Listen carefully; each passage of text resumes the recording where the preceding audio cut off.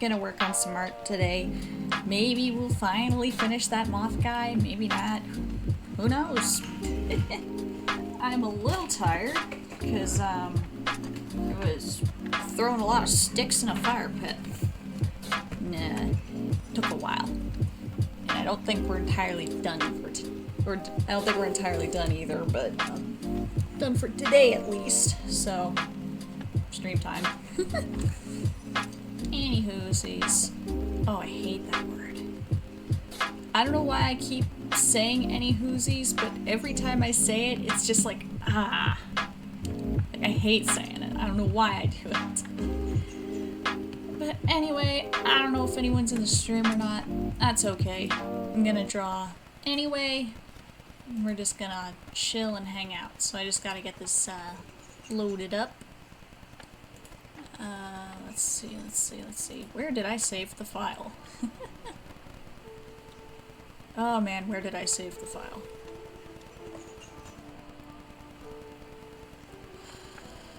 Oh boy. I love this. Every time I work on something, I forget where it's saved if I don't work on it for a while. There we go. Found it. So I gotta make sure that this is set up. Oh, looks like it's streaming the screen, so that's good. I'm gonna hope you got audio. Found it. Let's find out. Oh, looks like there's audio. Okay. Back to it. So the last time I was working on this, it appears I was doing the highlights. And I need to see what color that was. Set that to normal. Oh, it was this color, okay. Like I said, it's been a little while since the last time I worked on this. So where did I end? Okay, I see where I was. Yeah, I did on the face already. Sometimes I change the color entirely, just so I can see what I'm doing. Is this the pen I don't think this is the pen I was using. Yeah, it was this one. Okay. Okay. Or was it? Yeah, I'm pretty sure this was it. Like I said, I moved a lot of wood, so I'm a little tired. Just get a little bit on the ear there. Yay! Hi, hello! Good news for you, we're not too deep into it. I literally just started.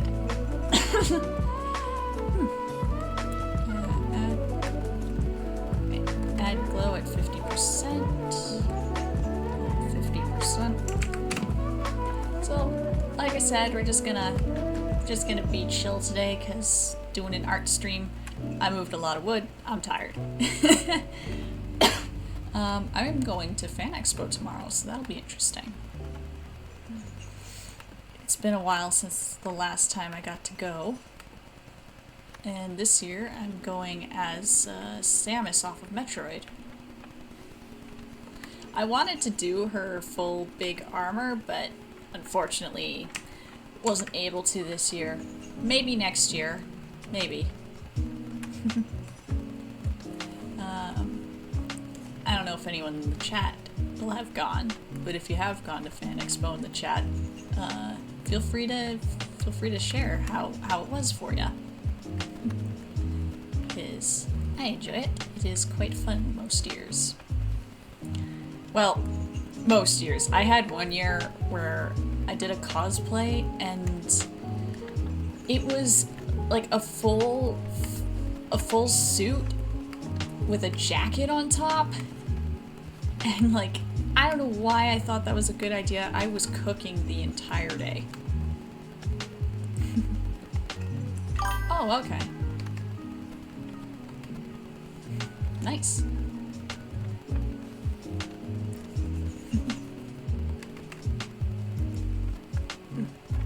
I'm wearing a hat backward today. That's new and weird.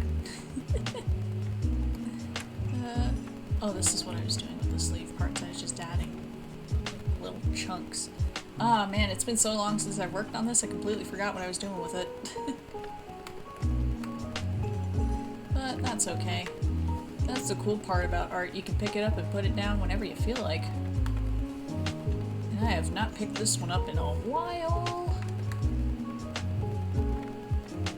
I did do some art recently on paper though. I think I've actually got it sitting right here. And I'll turn on big cam for this so you can really check it out. But the piece that I've done most recently was, did I switch? Okay, I'm gonna assume it's on big cam because my stream's like a little behind.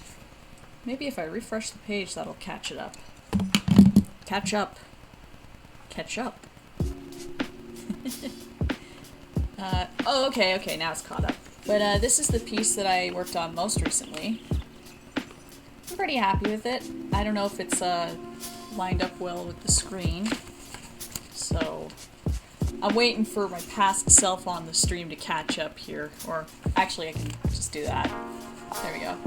But this is the most recent thing I've drawn. I'm pretty proud of it. It turned out pretty nice. This is pencil crayon and like some pen on top. Normally I color with like alcohol markers, but that time I decided to just color with pencil crayons. Yeah, thank you. Oh, excuse me. Need some water. But yeah, so that piece, it just kind of goes to show that you don't particularly need like expensive stuff like Prismacolor pencils or anything like that to make good art, because I did that with Crayola pencil crayons and I just made them bow and do my bidding because I don't want to pay a bunch of money for a small pack of pencil crayons when I can just get something cheap like Crayola and go, hey, you're gonna blend whether you like it or not, buddy. And they go, oh man, okay. Like, it definitely helps to have more expensive, like, pencil crayons or equipment or what have you. Like, it definitely helps, but on, like, a base level, you can do really good art without them. You don't need them.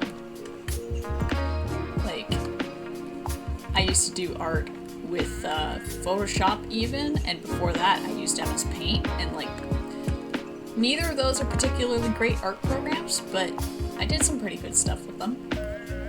And the paper I gravitate most to when I draw right now is notebook paper, actually, lined notebook paper, because for some reason they just seem to hold the markers and the pencil crayon colors that I have right now really nicely. So, why would I grab something expensive when this works and it looks good? But that's also just because, like, I don't like spending money. Oh, nice, nice. I like how MS Paint actually has layer functionality now. I don't understand how to use it, but it is cool that it does have that now, so that's always, somehow, shockingly, an option. I've never used Fire Alpaca, but I've heard it's pretty decent. Oh, I got like the hiccups and my voice is all raw. I haven't even yapped that much today, like not even just on stream, but just in general. I haven't talked a whole ton today, so there's no reason for my voice to be this shot already. But I don't know, maybe. Oh, you know what it could be? I was moving wood outside and we were burning it, so I could have just breathed in like a bunch of smoke. that could be it. So pro tip, guys, don't breathe in smoke. It's not good for you.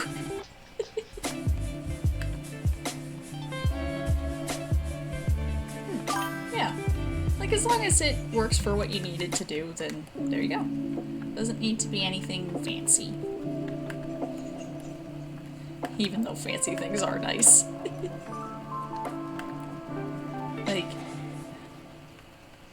oh man, I'm losing what I'm saying as I'm trying to say it.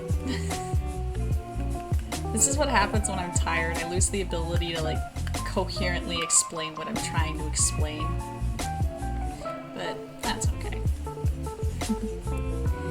It's so much worse when I'm trying to explain, like, an idea I've been trying to write about, or, yeah, and you know what? I'm just gonna say it. Adobe, the only reason it's considered the industry standard in most places, so like industry standard for film being Premiere Pro and whatnot, the only reason that it's considered the industry standard, well, it's two reasons, but the first reason is because it's just everywhere, like everyone uses it, and then the other reason it's the industry standard is because the industry is really bad about updating their things. So like there could be an amazing program for pretty well anything you can imagine, and the industry standard will be something kind of crappy just because the amount of time it would take for the industry, quote unquote, to update all their computers with whatever new, more functional program there is out there, the amount of time and money it would take to do that, they just don't see it as worth doing. So a lot of the time whenever you see industry standard, it's just the only reason it is because the industry hasn't caught up to what there is now. I actually had that experience with Adobe specifically in film, because when I was in film school we had to use Premiere Pro because, well, that was quote unquote the industry standard. It still is actually to a certain extent, and I despise it. I despise the Adobe suite. Like, they're just not good, but it's what I learned because, well, we had to learn it. And then when I've been editing my own videos, when I've been doing my own projects, the program I've been using is called DaVinci Resolve. And the reason I'm using it is not only because I hate Adobe, but because it actually is just an overall better program for what I want to do with it. And honestly, I think it's a better program overall, but the thing is like Adobe, there's the video editing software, which is Premiere Pro, and then there's After Effects, which is more if you're doing like CGI or whatever. And then they've got, I don't remember the name of it, but they do have a different program for like color grading stuff and whatnot. Whereas DaVinci Resolve, the version I have, which is the free version, has all of that and more, and it's better. It actually has an audio suite in it as well, which Adobe, that's like, again, that's an entirely different program as well.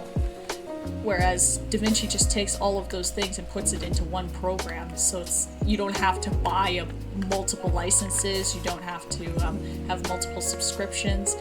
And honestly, I really hate Adobe for becoming subscription only as well, because I used to use Photoshop. I know I've said that already, but I used the CS6 version, which I believe was the last version of Photoshop before they made it subscription only. So that was the last time you could just do the one-time payment. And I miss that, because like nowadays you just have to pay a subscription if you want to use these programs, or you got to use an old version of it. Yeah, exactly. I mean, just down with subscriptions in general, but like especially with this, because Photoshop, I had to use that as well when I was in film school, and I had to use it when I was in my animation college, because, well, industry standard. But the problem was with that, yes, I had a school subscription, so I wasn't specifically paying for it, but like the fact that I had to sign up for an Adobe subscription point blank was bad enough. Like, even if the school was paying it, it's still bad that I was forced to do that. And that's not even getting into like how badly Adobe worms its way into your computer so you can never fully uninstall it. But I digress.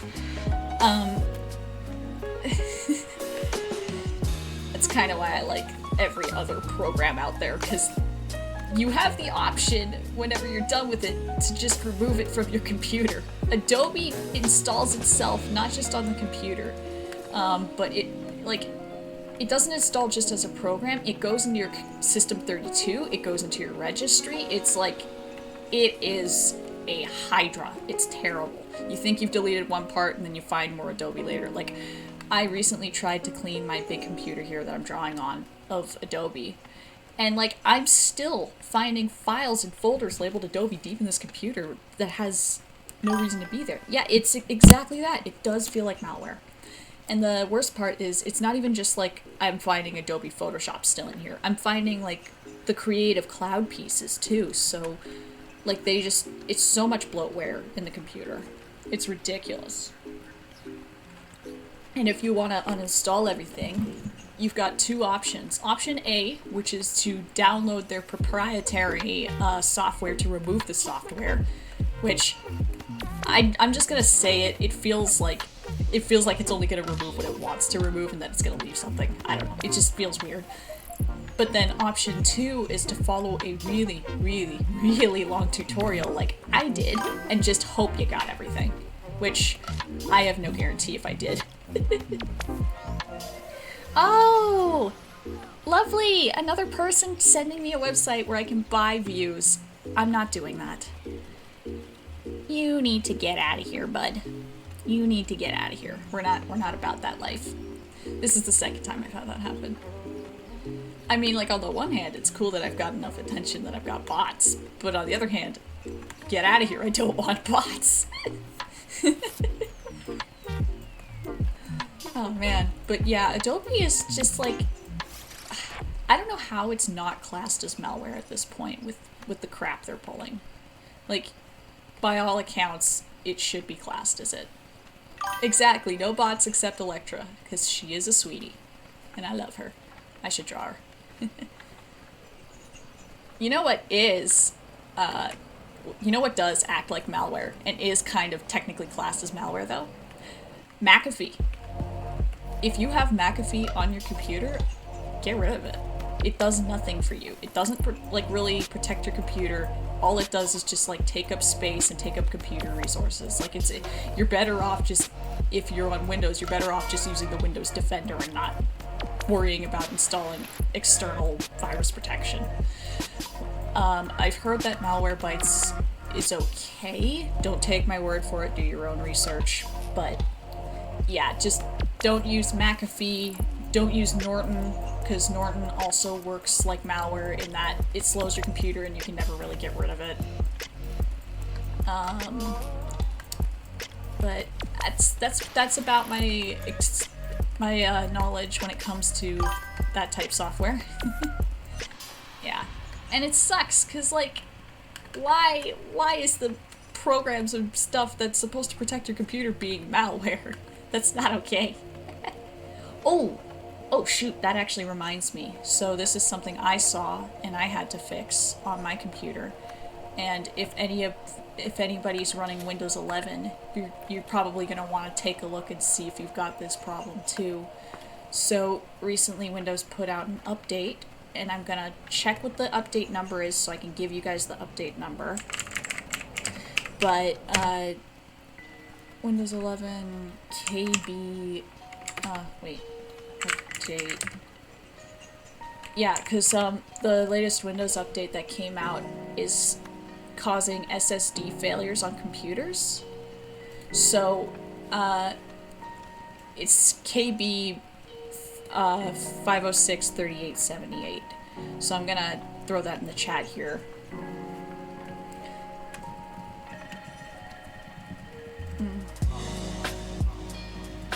KB 506-3878. So, if you're running a computer with Windows 11, I recommend uninstalling this update, because, well, what happened is Windows pushed out this update, and there's some kind of glitch or something in it. I don't know exactly how it works, but apparently, what's happening is if you have more than 60% of your storage full on the computer, and you download something over, I think, either 30 or 60 gigabytes, so like a video game, most likely. If you download something of that size, it can trigger this, and it's causing SSD failures, apparently. Don't take my word as gospel, I'm just relaying what I've been hearing. So I uninstalled this update on my computer, and I uninstalled it on my laptop, and I recommend you do the same just as a safety precaution. And this isn't the first time it's happened where Windows or any other company has pushed out an update and then they found out there's a massive problem with said update. But it just better safe than sorry to pop this update off your computer. So how you do it, at least how it works on Windows computers that I know of, is you would just go to Settings, Windows Update, Update History, and then you would minimize those two tabs, but you'd go to Uninstall Updates, and you would get rid of the one that I listed there, the KB506 3878. And uninstalling it will not hurt the computer at all. It won't affect anything. It'll just restart your computer, and your computer will say that it's updating. It's not. It's just removing this. But it's better safe than sorry to get rid of the update and wait for the next Windows update. Just hopefully they'll have fixed this problem in the next Windows update. But yeah, I just wanted to share that with you guys in case any of you is running a Windows 11 computer, because unfortunately we're all at risk.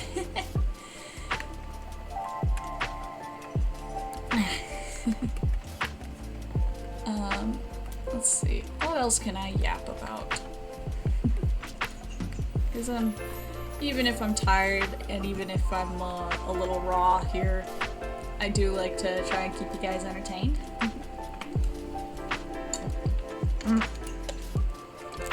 Oh, my mouth is hurting. I don't remember if it's called a canker sore or a cold sore or what have you, but it's just when you get that like hurting open spot in your mouth. I got one of those right now. Not pleasant. Not pleasant. I know that they say if you rinse with like salt water, it'll help it heal faster, but like salt water stings.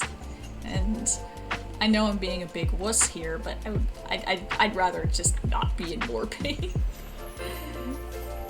But I probably should go rinse out my mouth with salt water and see if that helps. I don't know.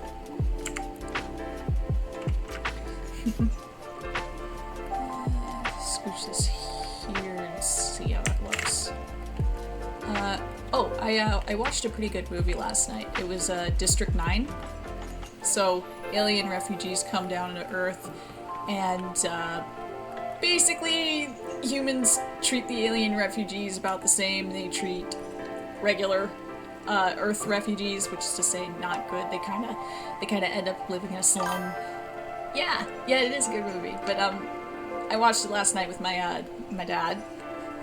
I enjoyed it. It was sad, and I hated the white guy. I really hated the white guy, and even though he kind of like changed his way at the very end there, and he was like trying to help, I still hated him.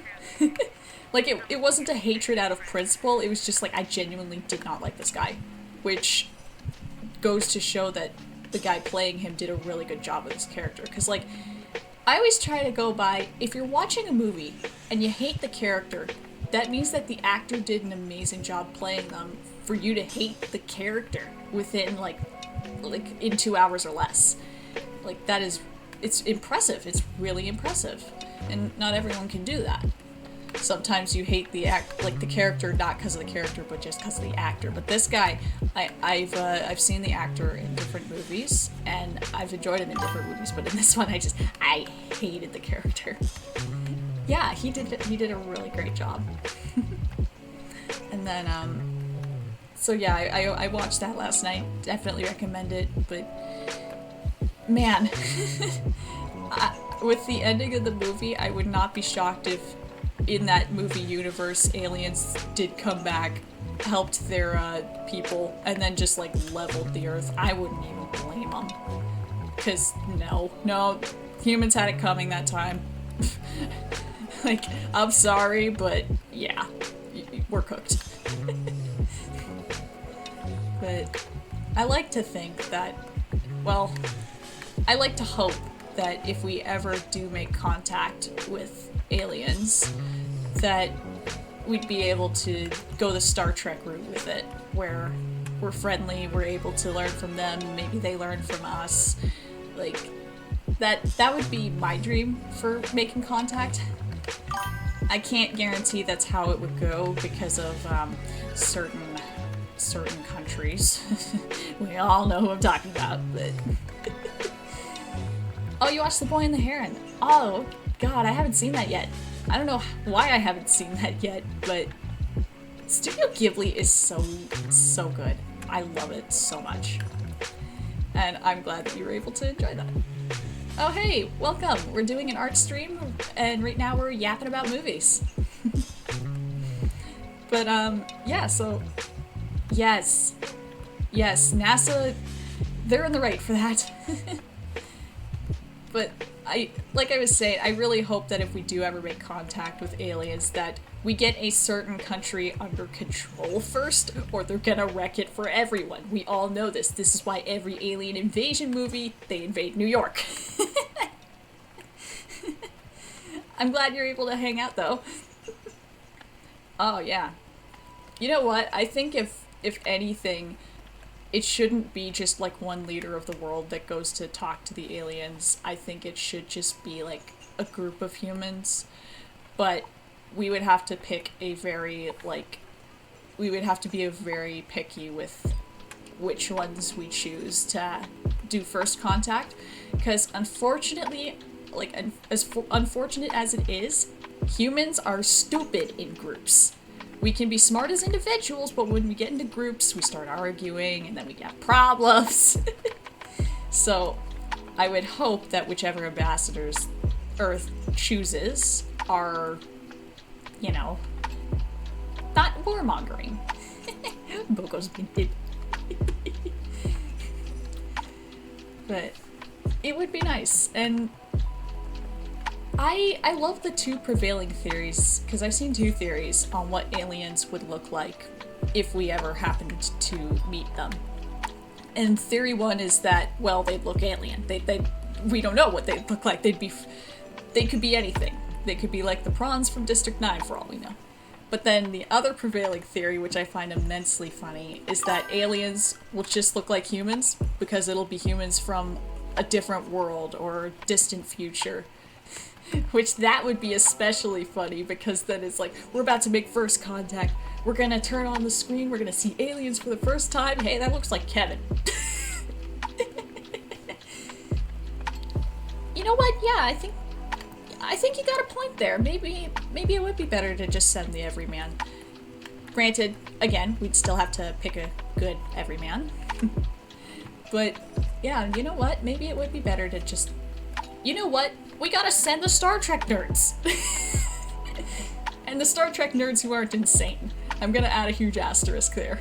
But, yeah, because world leaders, I think the problem they would have isn't just, like, that they would want to be starting a war or anything, but I think the problem is that they would try to jump into negotiations for tech and weapons and resources too early, and that, like, that might piss the aliens off.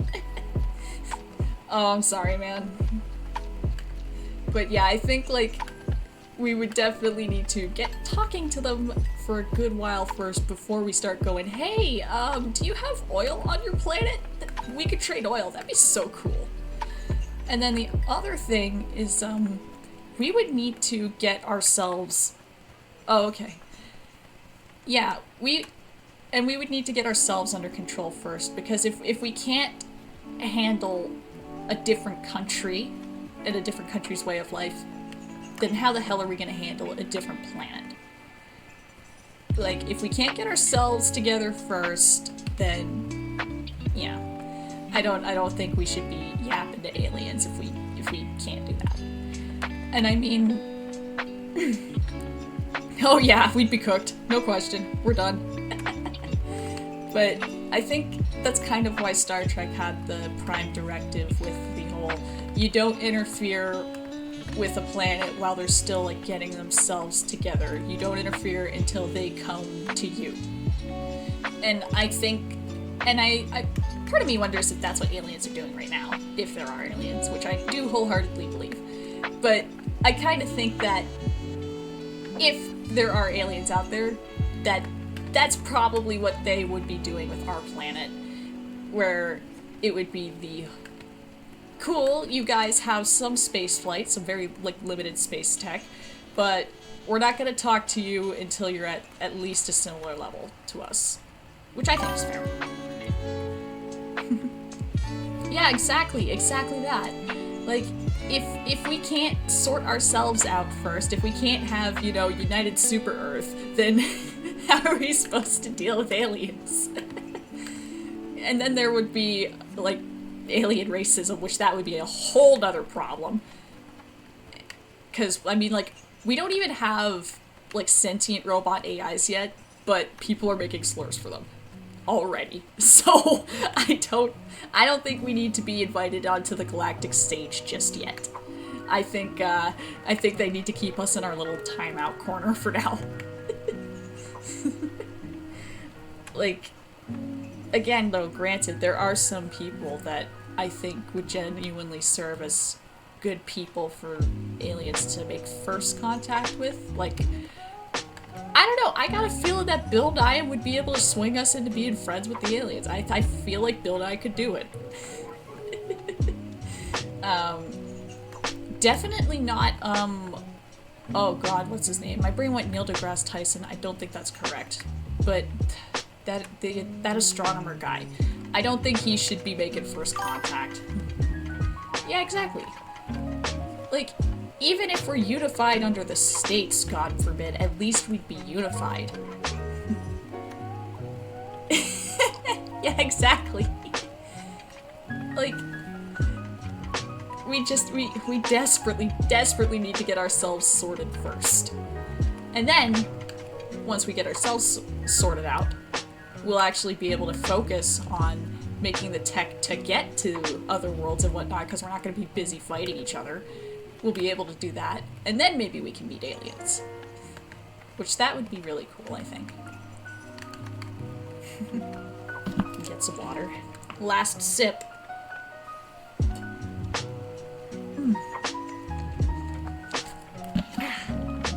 But I like to genuinely believe that there are probably, not even probably, but definitely aliens out there, because there's no way we're just a fluke. There's too many different species on this planet alone, so that, in my mind, just because of the amount of species on Earth, that guarantees aliens existing. Because maybe they're not intelligent how we are, but maybe they're intelligent like dolphins. Or maybe they're intelligent like worms. I don't know.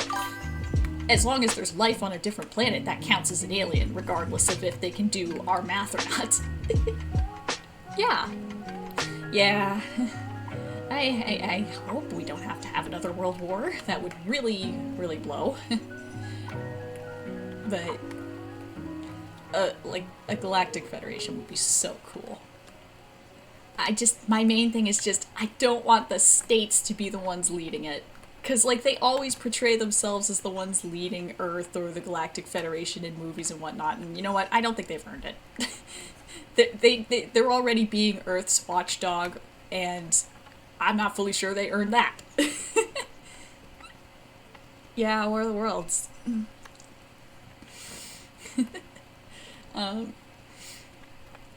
I think if anyone should be, like, if any country should be the ones we unify under, maybe Sweden or something like that, because, like, I never hear bad crap about Sweden. Well, aside from Notch, I guess, but that's one guy. Like, as a country, I never hear bad things about Sweden. Yeah, no, definitely not. I mean, they can barely run their own right now.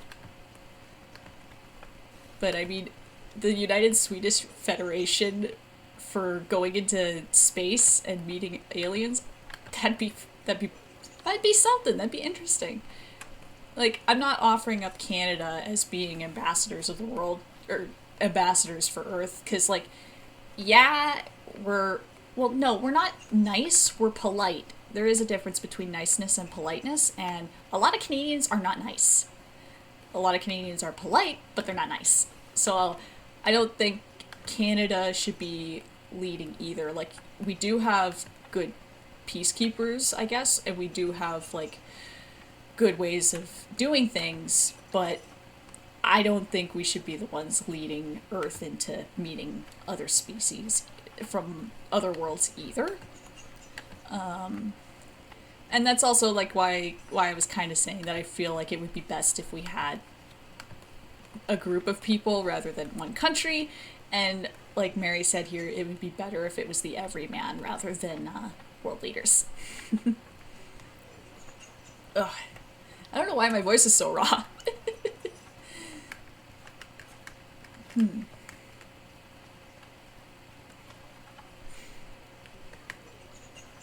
You know what? I had music playing. What is going on here? Is this just the song, or... Oh, I got page turning turned on. Well, I want music, not pages. There we go. That's also true.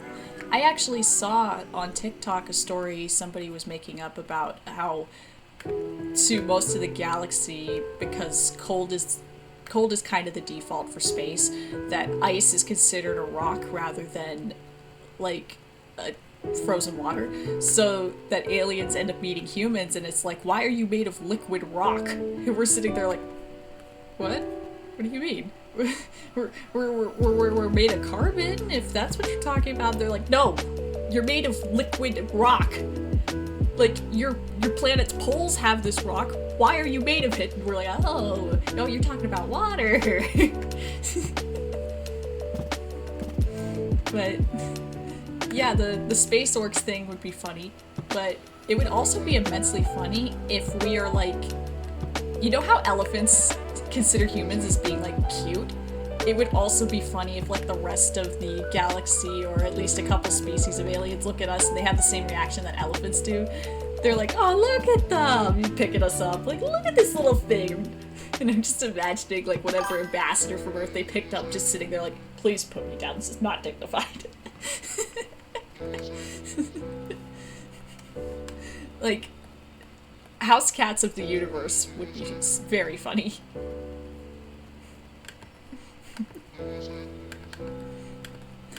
But I don't know, I mean, I guess it just depends on who we meet, if we eventually meet somebody in the universe, and how they perceive us. Because we could also just be like butt ugly to them. Like they could look at us and go, why are your eyes the same eyes as like the predators on your planet? And we'll be sitting there like, well, about that.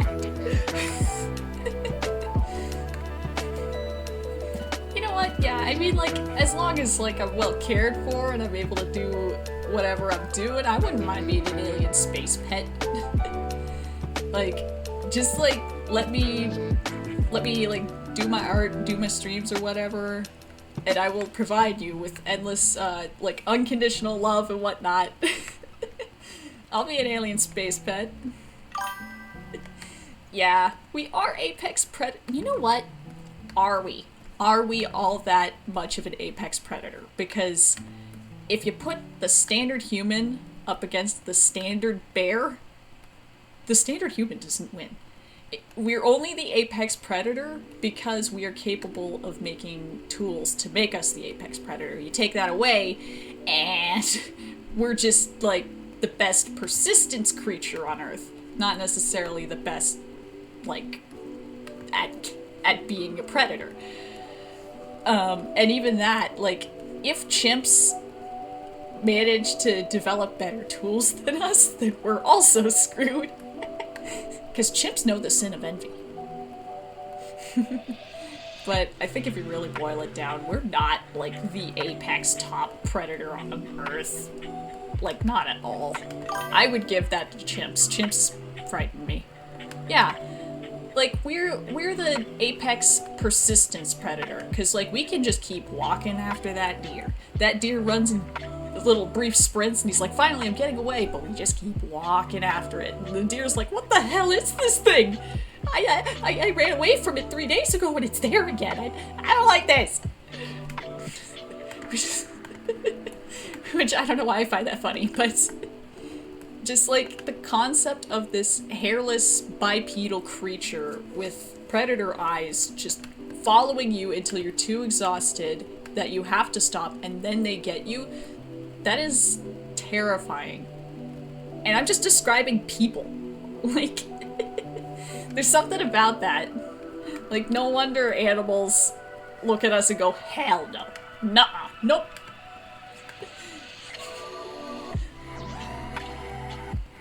Yeah, probably. It's just kind of preying on, well, it's just kind of making us feel like prey for once. It's giving us a taste of what everything else on the planet experiences.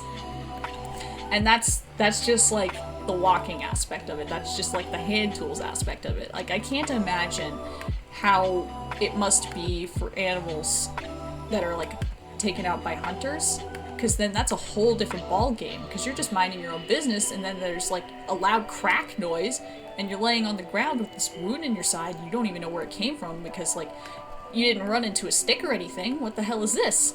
And then of course the hairless monkey walks over to you and is like, hello, you're my dinner now, I'm gonna put your head on my wall. And it's like, no, what? Like, truly, we are scary in a very specific way.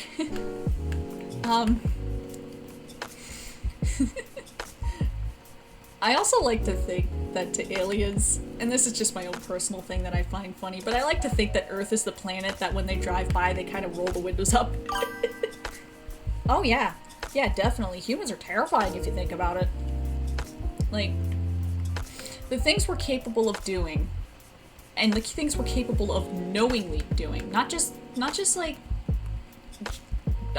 I didn't know, I didn't realize, like, the things we're capable of doing and being fully conscious that this is what you're doing, it's something else. It is truly, truly something else. And like, just how we're designed as a species is freaky to me. 'Cause like, what do you mean our bodies are designed to walk upright, but our bodies never evolved to figure out how to walk upright without giving us knee and back problems later in life? Who came up with that? And then there's like human-specific diseases, and it's like, why do we have those? And you know what? The reason we have a lot of these diseases is zoonosis, which is something. Like rabies. Like, rabies is something else, because the fact that it affects animals and humans in similar, not identical, but very similar ways is freaky to me. Because you get the whole aversion to water, you get the whole, literally losing your mind. Like, rabies is the closest we have to an actual zombie virus. And if somebody, like, I don't know, aerosolized it, we'd be so screwed. Yeah. Yeah, it's incredible how fragile we are. And then it's incredible that at the same time, with how fragile we are, what won't kill you? 'Cause like, peppers, just as an example. A lot of peppers are just straight up poisonous to most animals, so they don't eat them. And we're just like, ah yes, I'm gonna put this in my taco. Like, no, what are you doing? And recreational use of drugs, like coffee. We just do that. And I'm not saying that no other creature on the planet does that, because like deers will eat fermented fruit and then they'll be stumbling around with little drunk people, but there's that. And then there's the whole, you can fall down the stairs and die. You can fall out of an airplane and live. What? Yeah, I know about the pufferfish. Dolphins are jerks. You know what? Dolphins are as bad as people. The only difference is that they don't have the ability to walk around on land. If they did, we'd be in trouble. But yeah, it blows my mind what a person can live through, and live through with minimal scarring, definitely trauma, but like minimal actual damage after they're like taken to hospital or whatever. And then the stuff that'll just kill you. Like, it's incredible. Yeah, I know. dolphins are just jerks. Like, the reputation that dolphins have and the reputations that sharks have needs to be swapped, okay? Because sharks, for the most part, they don't really mess with people, and that they don't actively go out of their way to hunt you or hurt you or anything. Most of the time, sharks are just minding their own business, and maybe they'll take a little nip at you because they're curious as to what you are. But for the most part, sharks, they're just chilling. Dolphins are terrible. Like, I don't trust those guys, okay? Dolphins look like if they were people, they would be the guys that are, like, chilling in the alleyways or, like, the Walmart parking lots at 3 a.m. Like, nope, none for me, thanks. But yeah, they do get away with it because they're cute. Which even that is dumb, because there's some sharks out there that are adorable, in my opinion, okay? Like, let me Google it. Like, just cute sharks. Let's just look at some cute sharks here. Cause, like, look at this little guy. That's a puppy. That's a puppy. Like, even a great white. Great whites, they're not all that scary. Like, if he wouldn't bite me if I tried it, I'd pet him. I'd pet the shark. Like, look at this guy. And, whale sharks? I love these guys. I love their spots. Like, they're just... Ultimately, most of the time, provided you're not harassing them, they're pretty harmless. To us, at least. If you're a fish, well, I don't know what to tell you. And orcas, oh my good god. I love orcas. Favorite animal. Just flat out. I love orcas more than I love cats, and that's like a high bar to reach. Like, they're just so beautiful, and they're so intelligent, and they're so kind most of the time. Granted, there's some orcas out there that are going and disabling boats now, and you know what? I think it's entirely their right. I think that with what we've done to orcas, they deserve the revenge. They should be taking people out, but a lot of the time they don't in the wild because, like, they're such gentle creatures most of the time. And, like, they have an entire section of brain we don't have.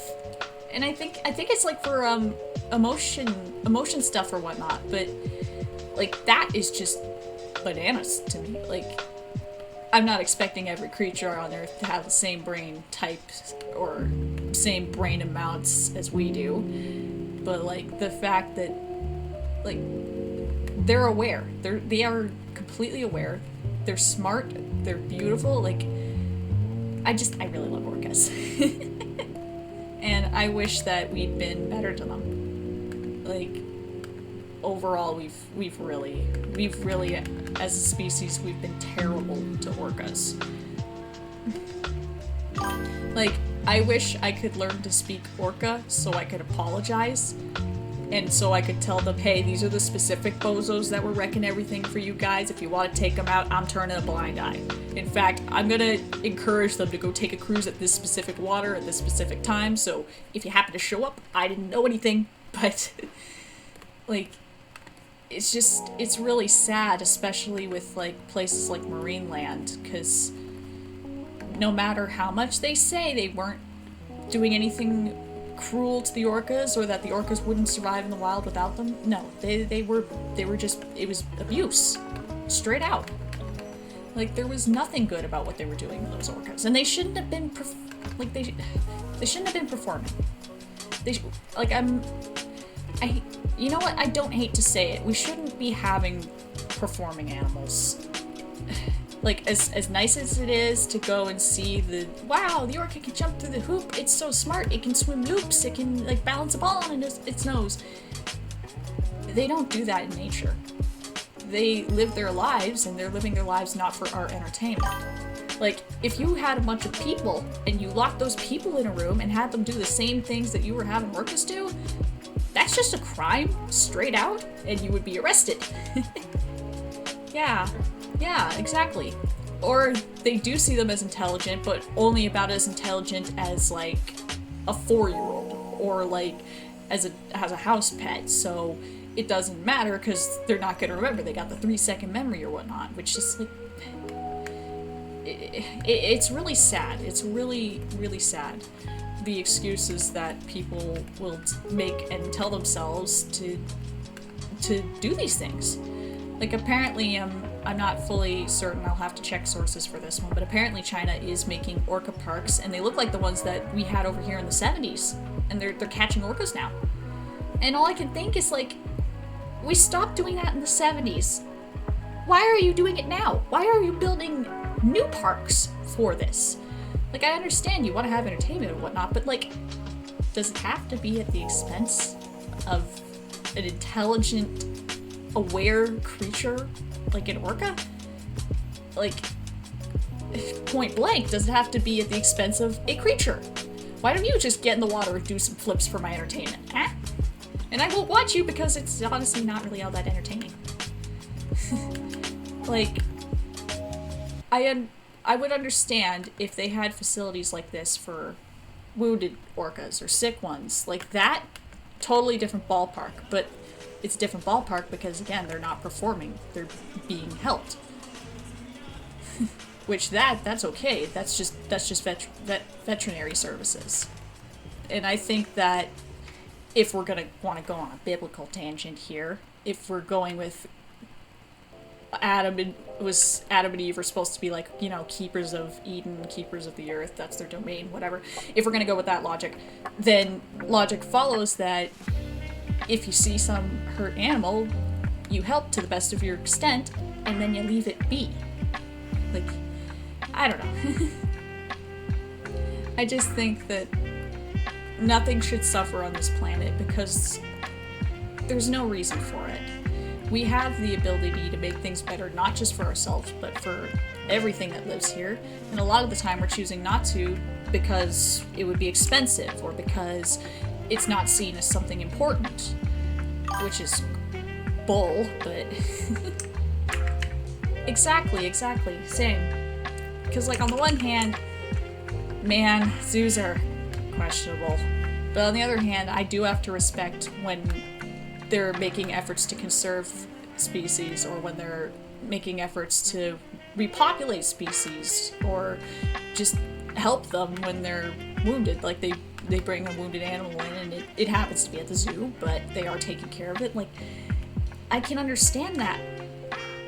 But at the same time, there's gotta be an ethical way to do it. There's gotta be an environment where the animal can be and not be stressed out by a bunch of people gawking at it.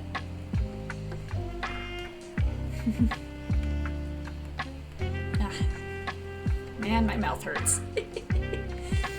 Oh man, and it's kind of why I have a little bit of a complicated relationship with animal testing too. Because, like, on the one hand, it's terrible. Like, it's just terrible. But on the other hand, like, we have problems with human testing. We don't want to just make people into guinea pigs, but what about the guinea pigs? And the other thing, I actually learned this recently, that the majority of mice that they use for testing are male mice. And it's ridiculous because the one time apparently, well, I'm not going to say the one time because I can't say that confidently, but apparently there was a study where they decided to use female mice. And the important thing to know about male and female mice in the wild is that they really don't act that different. The female mice hunt, the female mice are territorial, same as the male mice because, well, they're mice. It's what they do. But apparently with one of these studies, they didn't want that.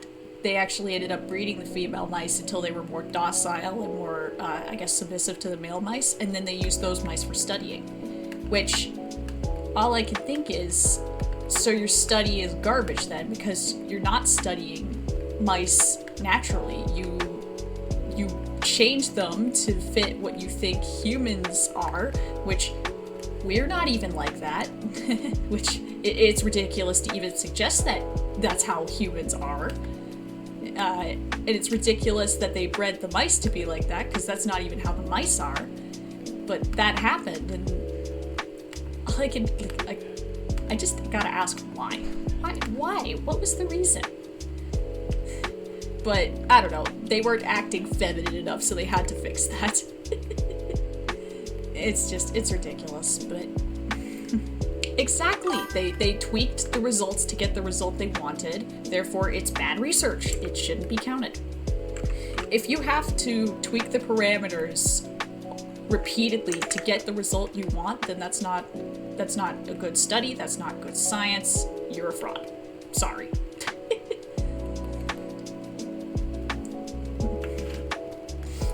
But, I mean, it's not that they were even messing with the results. They were just messing with the beginning of the whole experiment. Like, they were aiming for a specific result to begin with, which, bad science. Don't do that. Whatever happens, happens. And if it doesn't line up with what you hypothesized, well, you learned something. That's how science works. You can't predict every outcome because, well, you're not psychic. Although if you were psychic, the government would get you. Because that's what the government does. Unless you're Mythbusters. Exactly! Like, the Mythbusters had integrity. When they said they were gonna blow something up, they blew it up. I actually was watching the Mythbusters the other day. But, yeah. Like, if you have to grab very specific people in a very specific setting so you can get the result you're looking for, you're not doing proper science. You're just, like, you're just filming. You're just a Hollywood producer and you're filming, because you are not a scientist if that's what you're doing. Like, I understand setting up certain parameters for an experiment, like, we're doing it at this temperature at this time of year. That's different. This is not that.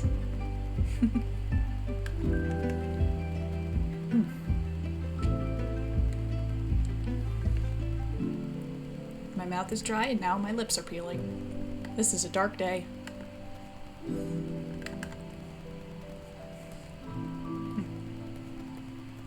It's bugging me now. I gotta invest in chapstick.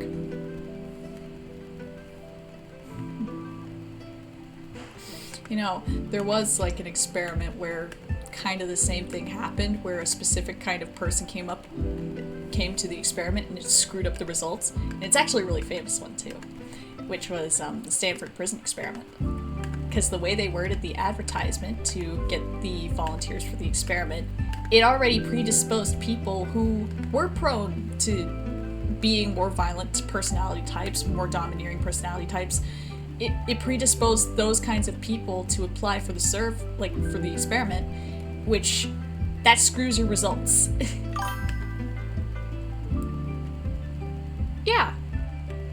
Yeah, exactly.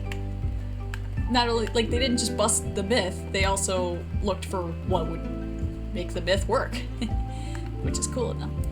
But yeah, so, like, the Stanford prison experiment, what happened was the people that they picked for it ended up skewing the results, because every time they've repeated that Stanford prison experiment over the years, it hasn't happened the way it happened, like, the first time.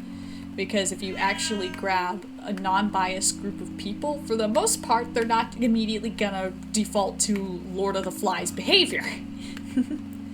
Because most people are sitting here going, why would I need to be violent, though?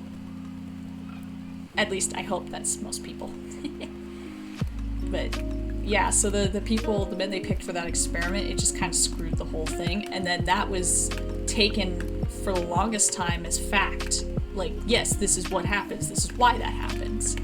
And then people retested it and they're like, oh no, we screwed up. We screwed up bad. It's the same thing with Freud and, like, every one of his theories. Yeah, like the alpha wolf thing. Like, sure, there's a alpha wolf in the pack, but that doesn't mean, like, that all other wolves bow down before him. No, it's that wolf packs are typically a family, and that alpha wolf, quote unquote, usually is like the actual father of the pack, and those guys typically bring up the rear of pack formations. They're not the one that's, like, in the front, and even that, like, that doesn't apply to humans whatsoever. Like, that whole alpha wolf thing is so ridiculous and it makes me laugh. Like, it's cool for fan fiction, sure. Fan fiction, go nuts. But real life, that's not real life. That just, no. Not real. But as I was saying, it's kind of like how every single one of Freud's theories was just garbage. Yes, we don't stand Freud in this household. Freud was just a weirdo who liked his mom and wanted to find a way to make it sound like everyone liked their mom. Like, Freud, we don't stand you. Your theories are crap. Your research methods are bogus. And I don't like your mustache. I don't even remember if you have a mustache. I'm gonna Google it. I need to roast him accurately.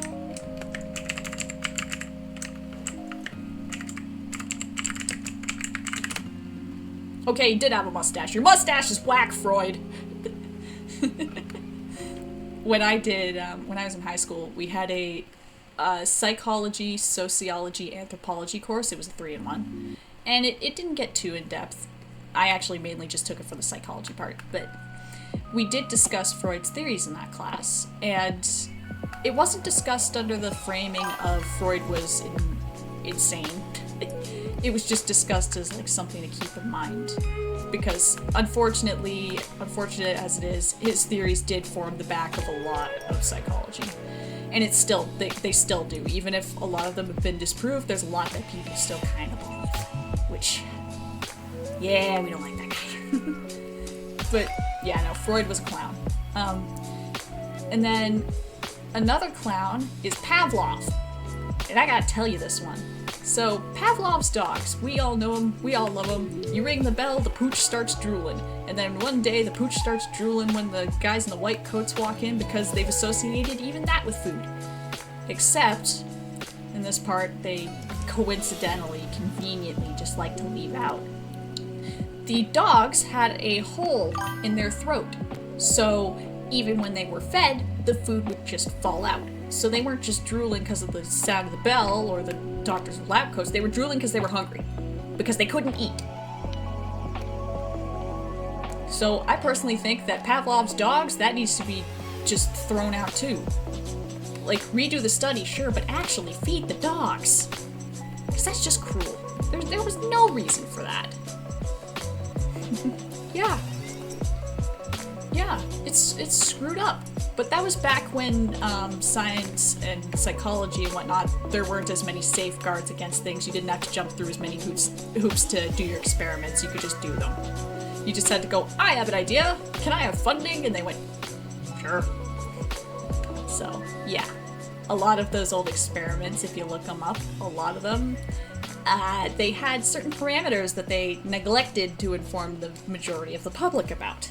And then, because of that, a lot of their experiments, the information was just repeatedly passed on without knowing the full context. It's kind of like the lobotomy, because we know now that that's a terrible thing that you really shouldn't be doing to just random people. But at the time, because the research was skewed and they also didn't have as much knowledge of how the brain works, at the time, lobotomies were seen as like, hey, it calms your weird Aunt Margaret down, so everyone should get a lobotomy. You get a lobotomy. You get a lobotomy. Everyone gets one. Like, it got to the point where the guy, I don't know if it was the guy who invented it or some random guy, had the, and I quote, lobotomobile. I'm not kidding. I will show you this.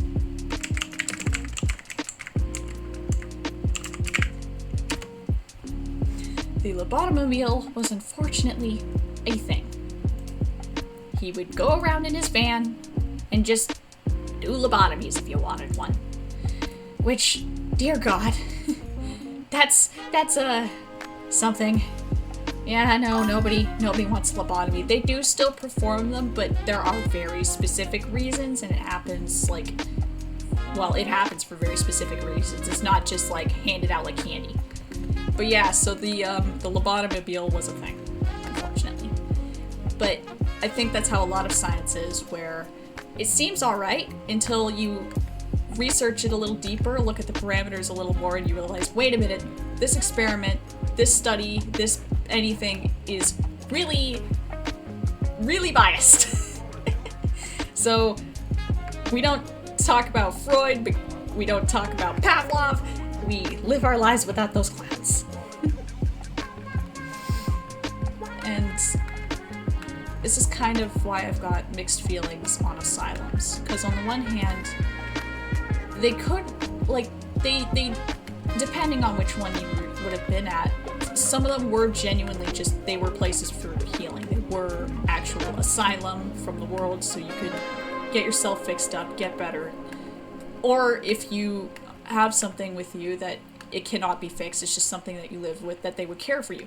That's good, but unfortunately, I'm not gonna say the majority, but enough big ones and enough famous ones weren't doing that with their patients, and of course, lobotomies, that, well, at one point they just started shutting them down, which I think is really unfortunate. I feel like if you were better able to monitor them, if you were better equipped with them, because this is also a healthcare problem, we should have asylum for people who need it. Not for just any rando, not for people who are just, like, drug addicts, because a lot of the time they would just throw drug addicts in asylums, which that's not good.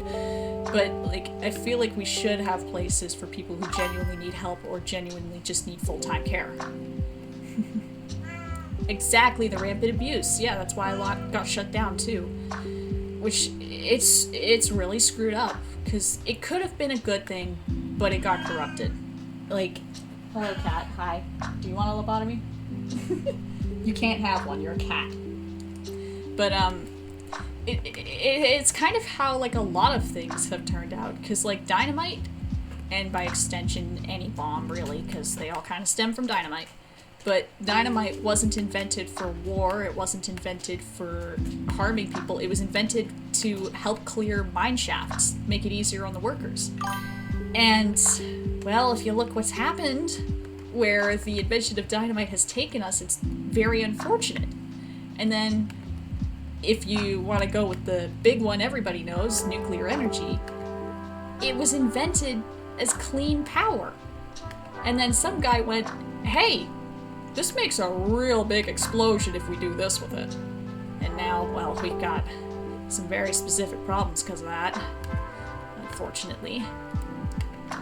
But it's wild how a lot of things that are invented literally just to help people end up being used as weapons, or they end up being abused until they're just a shell of what they were intended to be.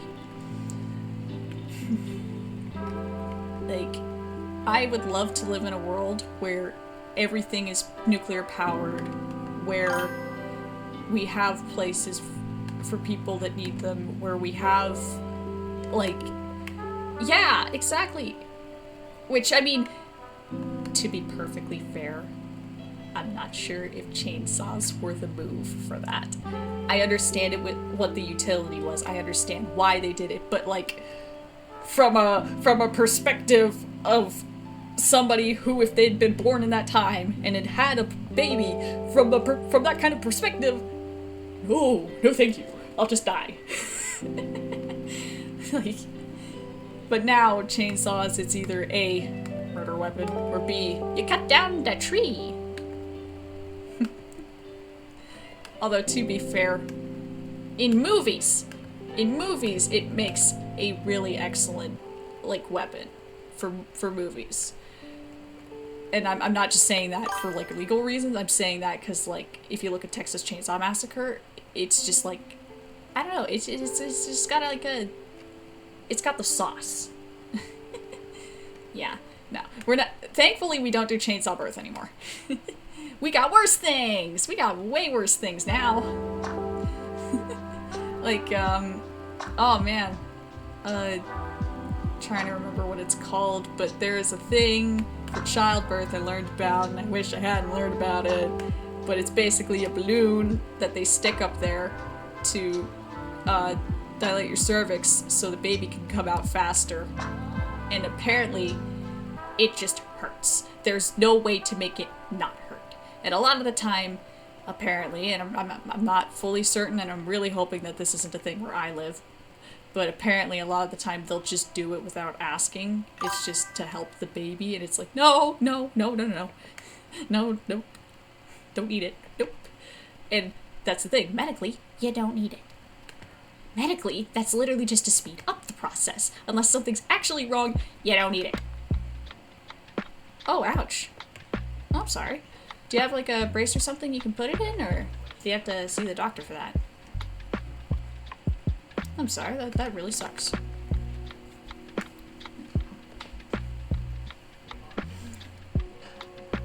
Yeah, apparently it's that thing I was talking about. Apparently I think it's called a Foley balloon. I could be incorrect. But the fact that that exists gives me chills.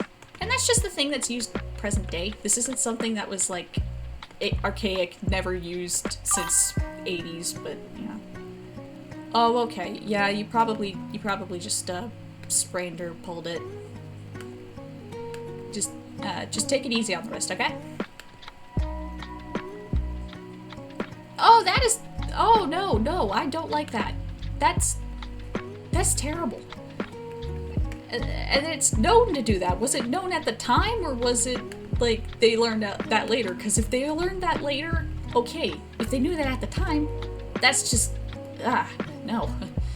No. Not like that. This is part of the reason why I don't want kids that I have to make. If I ever end up wanting kids, they're getting adopted, because I'm not making that. Nope. Oh, they knew it? Oh, that's even worse. Nope. Oh, I hate that. You know what? There's still doctors, and this is apparently no, this is a widespread thing, that think that the cervix doesn't feel pain. Like, I don't know who told them that, but that is not true. Like, I don't know who came up with that idea, but it's like, it's got the same energy as like back when they thought babies didn't feel any pain. Like, where did you come up with that? Yeah. I can't believe that either. They used to do like open heart surgery on babies because they legitimately thought they didn't feel pain. Like, yeah, they're screaming and crying for no reason. They're just doing it for fun. It's incredible what we know now that we didn't know back in the day, whenever said day was. And it makes me wonder what things we don't know right now that we're gonna learn later, and it's gonna be like, oh, how did we not realize this? I mean, we kind of have a microcosm of that with vaping, because vapes, they're testing positive for lead. Like, I don't understand why people vape. Like, just on a personal level, I mean, it's kind of the same with smoking. I don't understand why people smoke, but just, I don't know. Oh, okay, you popped it, gotcha. They used to do oh yeah, the surgeries on black women without painkillers. Yeah, I remember that. Well, I mean, I don't remember it personally, but I do remember learning that. And like, that's just terrible. I mean, my thought process is, if you're human and you need a surgery, you get your painkiller or you get knocked out, depending on what you have to do. You don't just raw dog it. Like, what's that about? And in fact, it's the opposite in some cases, because I think it's with redheads, but yeah, I'm pretty sure it's with redheads where they actually need higher doses of painkillers, because something in the gene just it prevents it from working. I don't know if it's an absorption issue or something, but they do need like higher doses, and a lot of the time they don't get them because a lot of the time this just isn't a super well known thing, which that really sucks. Yeah, that too. I don't know, my brain kind of glossed over that, but yeah, that's unfortunately a part of their history, which we shouldn't gloss over, ever. Ugh. I got like a little skin flake on my lip, it's bugging me. But yeah, it's important that we don't forget our history, because otherwise maybe we're not doomed to repeat it, but history does like to rhyme. And you don't want it doing that.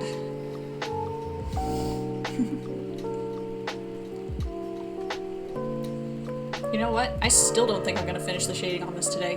I'm never gonna finish this thing. This is my rock. I'm Sisyphus, and this is the rock I keep pushing.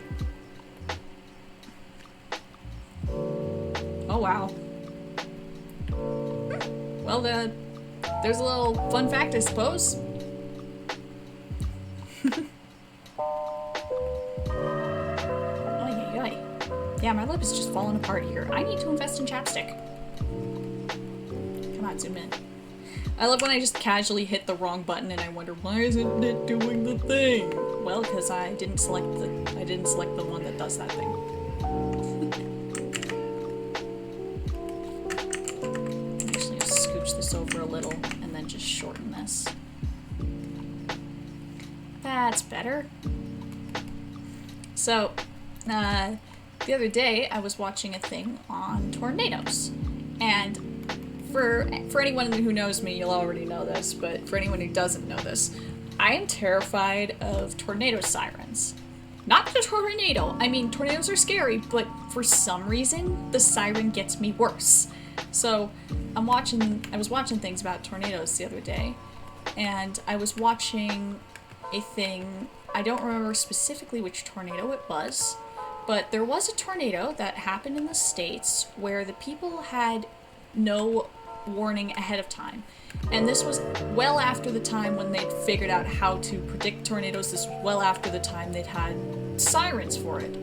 But what happened was the town that this happened to didn't actually have any sirens or something like that. So they never got the warning.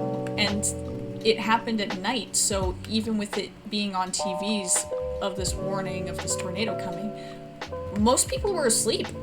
So they didn't know. Which, I mean, like, that is... I mean, it's not just dangerous, it's terrifying. So I was watching a thing on it, and for some reason, I don't know why my brain thought it was a good idea to do, I decided to go down a rabbit hole on tornado sirens. And you can find like video compilations of them all over on YouTube, but there's a lot of different types of tornado siren. It's not just the one wailing siren that you probably immediately think of when you say tornado siren. Because what that one is, that's air raid, that's like civil defense type siren, which a lot of sirens are that. That is, I think, the most common type, and if not, it's definitely up there. But what I learned was the Silent Hill siren. Yes, exactly. Have you just I don't know if this is gonna be a reference anyone knows, but for the broken freaky siren that Siren Head plays in his game or whatever, that siren that everyone tends to attribute to him, I learned that is not a broken siren. And if you look up Chicago tornado siren on YouTube, it'll actually be the siren you hear in that video. What that is it's not broken, it's an alternating wail siren. So it is supposed to do those two wonky notes for some reason. I don't know why that's what they chose. I don't know why that's what they thought would be, yes, this is a good thing for a warning, because it's absolutely terrifying, to me at least. But there you go. Now you know. The Chicago tornado siren, and by extension the Siren Head siren, is not broken. It's, unfortunately, meant to do that. But aside from that, I did discover my favorite types of sirens, which are the ones from Japan. And I'm not going to say this for every Japanese siren because, well, I don't think I've heard all of them. So I can't talk with complete conviction here. But I've noticed that a lot of Japanese sirens for disasters and whatnot are not terrifying. It's more of a chime. It's just bling bling tsunami. Like, oh, man. That would be my nightmare. I am so sorry you had to live through that. But anyway, Japanese sirens, from the ones I've heard, I'm not saying all of them, but from the ones I've heard, they're not all that scary. It's literally just like the kind of chime you hear when you walk into a store, and then you have like the verbal warning of, this is happening, get to safety or perish, I guess. Like with their tsunami warning. And it's just interesting to me how in Japan, they've got a calmer warning, But in our side of the world, we're just like, hey bud, you wanna have nightmares for the next 5 months? Like, yes, I understand it's to relay the urgency of the incoming disaster or whatnot. But if Japan can do it without giving me trauma, why can't you? And again, like I said, I've only heard a couple of Japanese sirens, so I'm not going to say this is the case for all of them. For all I know, there could be some really terrifying ones. And for all I know, for Japanese people, those sirens already could be terrifying. And I assume that usually they would be, because they are warning of impending danger. But I also learned that there was a Yamaha musical siren, and it's like up on a hill or something. And how it works, and it's really cool how it works. I'm actually going to draw a little picture for you guys. I just need to save this, because it's been a while. Here, save it. Yeah. Oh, okay. Okay. So, the Yamaha music sirens that I'm talking about, at least for the one I saw, if I can get my pen tool and not my eraser. Basically, you got your big wheel, so like your big wheel here. This spins and air goes through it. That's what makes the siren wailing. But what it had on it was these little gaps along the side, and this whole piece here, like this whole piece, it moved like up or down because those holes, those gaps, were each set up to sound like a different music note. So you have the air going through, and they'll come out of one hole to make a note. And if you look it up on YouTube, the Yamaha siren music, I guess, you can hear them. I don't think they use them anymore. I think maybe there's one left, but it was interesting seeing them. You know what? I can actually show you because I'm streaming. I don't know why I'm like yapping here when I can actually just load it up. So I'm gonna pause our chill hop music here, and I'm gonna get this loaded for you guys because it's really cool. Yeah, Yamaha air siren. So there's one specific video I always think of, but is this the one? Yeah. All right. So, like I said, that part spins. Those are your music notes.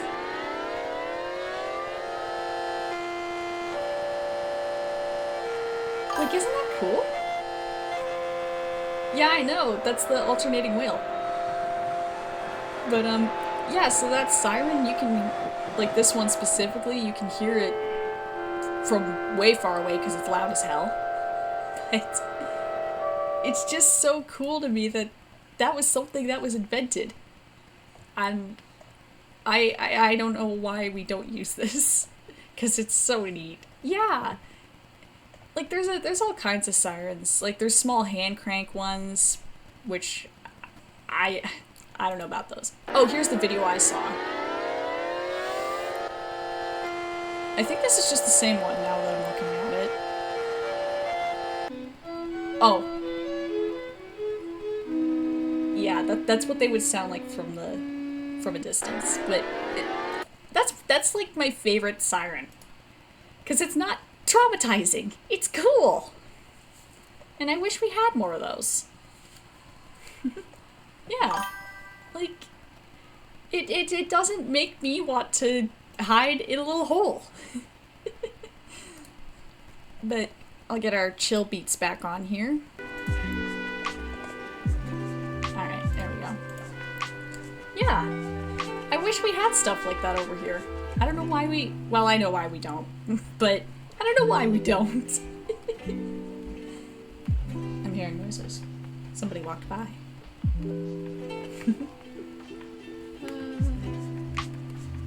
No, I think that... No, I do want to fix that edge. It is tweaking out just a little too far for my liking. Fix that right up. And fix that right up. Ah, it looks better. But yeah, so that's my favorite siren. The Chicago Air Raid siren is definitely one of my least favorites. Oop, that's the wrong color. But yeah, and I can't even help myself, because, like, I know they terrify me. I will get a nightmare every night if I listen to, like, if I listen to air raid sirens, I guarantee myself a nightmare for the night. Like, I don't know what it is, but every time, guaranteed nightmare. If I listen to other sirens. But, I can't even help myself because I find the videos interesting and I find the history of air raid sirens interesting. But I can't listen to them.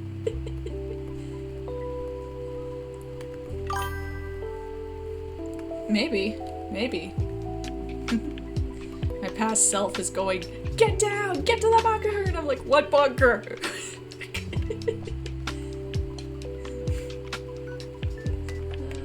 This is looking pretty good so far. I think I do need to add something here. Whoa, that's interesting. What?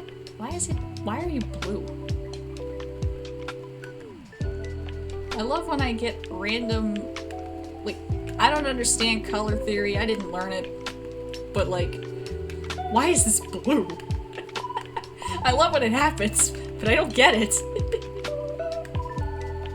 Like, my extent of knowledge for color theory is that if you use the same colors together, they look nice. And if you use different colors, ooh, sometimes they can pop. But sometimes, don't use too many. You know what? Yeah, fair enough. You got, desensitized to it. Me, I, like, never hear sirens, so they'll always scare me. I'm not in a place where, like, I'm not living in a place where we have sirens. Like, we have emergency alerts on the phone every once in a while if somebody, like, goes and gets kidnapped, but, aside from that, like, I'm never in a spot where I would actually hear emergency warnings. So, that's nice at least. And I sincerely hope I never end up having to live somewhere where that would be an actual concern. Not just for the, hearing the sirens, but also because, well, if I'm hearing a siren, something bad's gonna happen.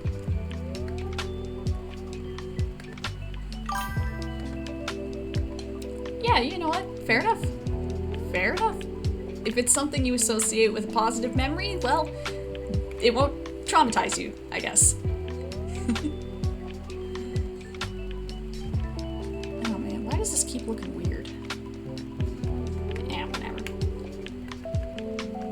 Alright. Wow. Somehow we are just not getting anywhere with this. We're doing a lot of work, but we're getting nowhere. We're getting nowhere because I'm being a bit of a perfectionist about this.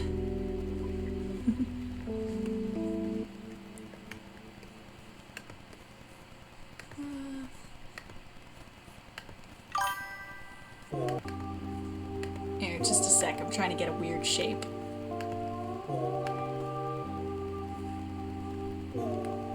Enough. Oh yeah, no, definitely. Like, I can't imagine that being woken up by an air raid type siren when you're trying to nap would be very enjoyable. For me, I'd crap myself. Like, that is a no for me. I'll just die. Whatever scenario's coming, I'll just take it. I'll just live with it. I don't need to be warned in advance because the warning in advance is scarier. Don't take this as real advice.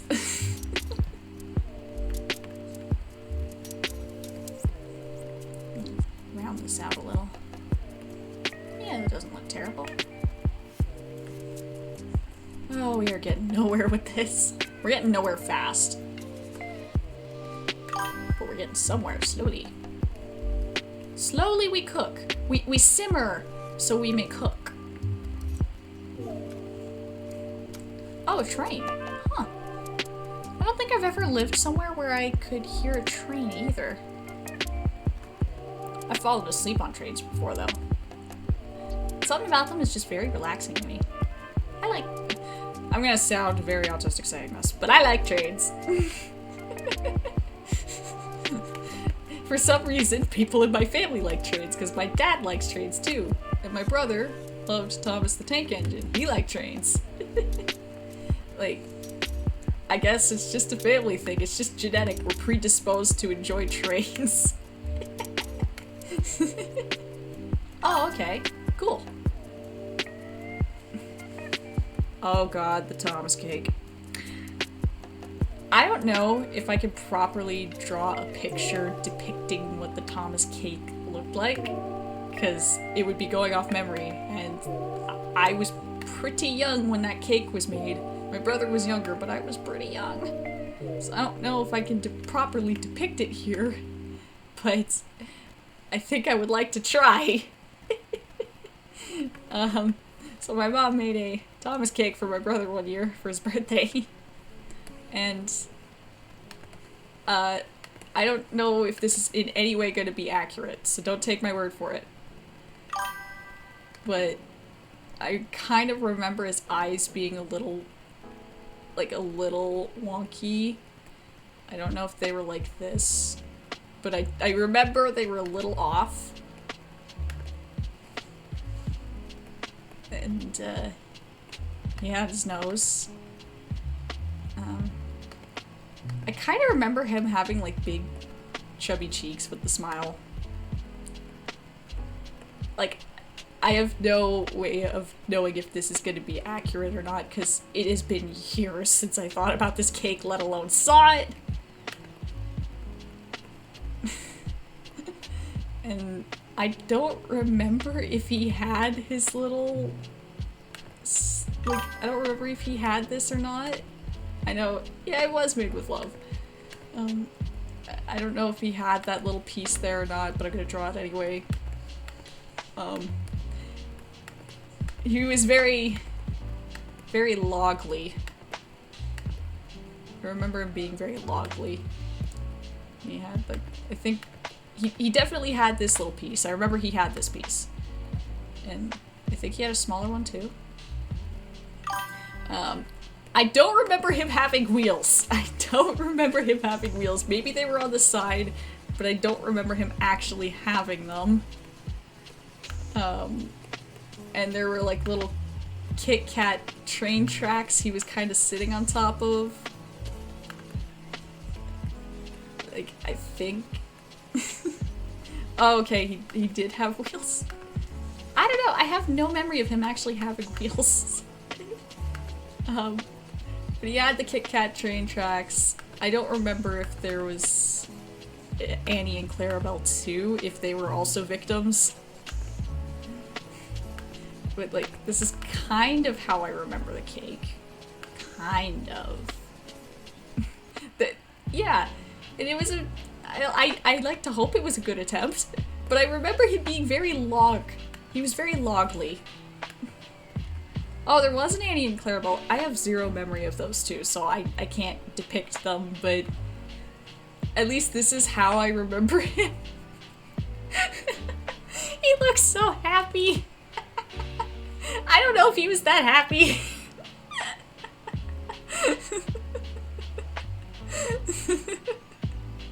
Look at that little guy. He's not Thomas the Tank Engine, he's Tim. He's just Tim the Tank. Oh man. But that was pretty awesome. Hey, I will acknowledge there was a Tinkerbell cake made for me, and I remember keeping the little Tinkerbell figurines that were on it for like years and years and years afterward. I will acknowledge that. And I remember it was green, and I think there was a waterfall. It was very green. It was very, very green. Tim the Tank. Yep. He delivers... I don't know what he delivers, if it's coal or like goods or services, but he always delivers.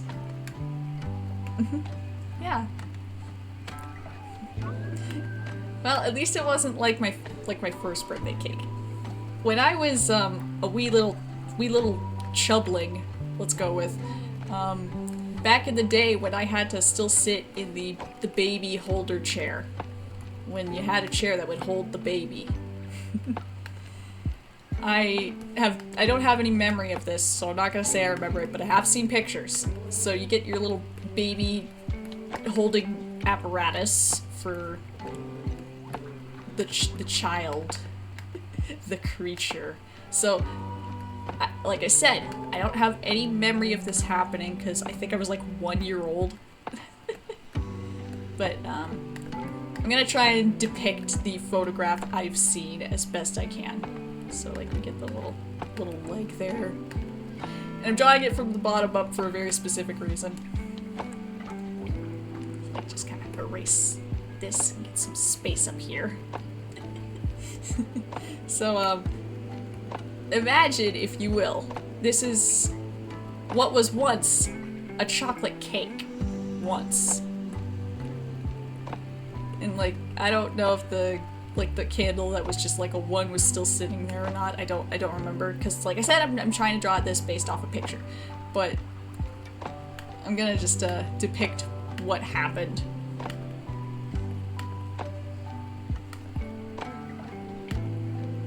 So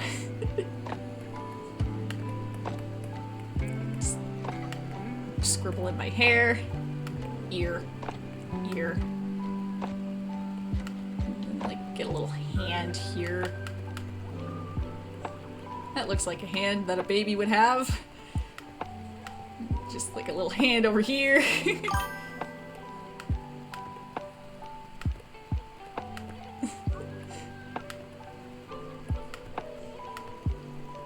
Just get my doofy hair. And I'm pretty sure it was in little pigtails.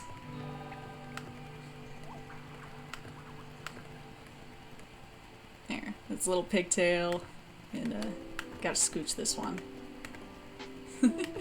But yeah, so the picture I've seen of what I believe was my first birthday cake, I was in it. I was devouring. I was chewing.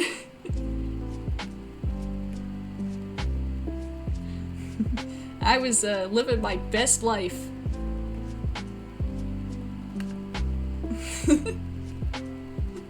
I think that's a pretty accurate depiction of the picture.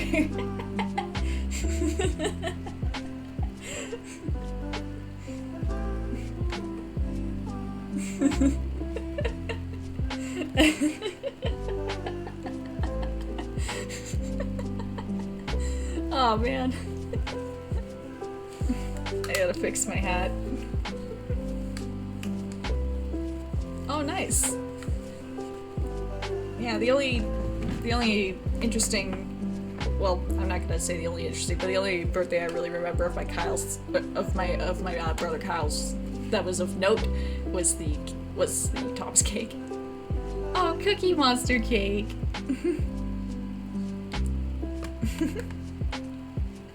This is delightful. This is delightful. Blue frosting everywhere. Nice.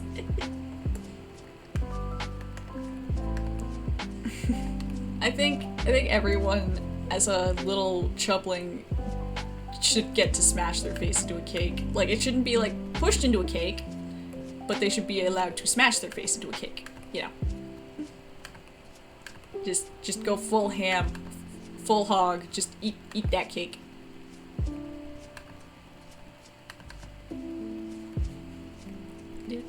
Do. Never gonna finish shading this. I can hear my cat snoring behind me. He is so loud. We gotta like take him to get checked or something because he's been limping. He's been limping a lot. And I want him to not limp because that is not normal. Come on, one line. Not that hard. Oh jeez, yeah. Yeah, he's just snoring away back there.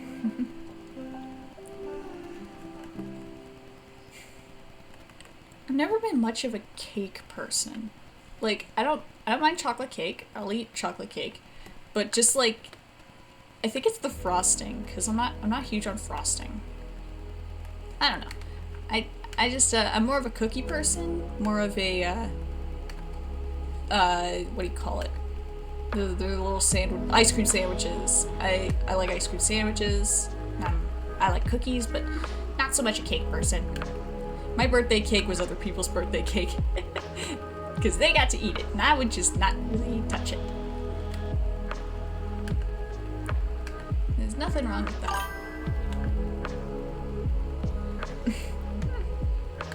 I don't know about that.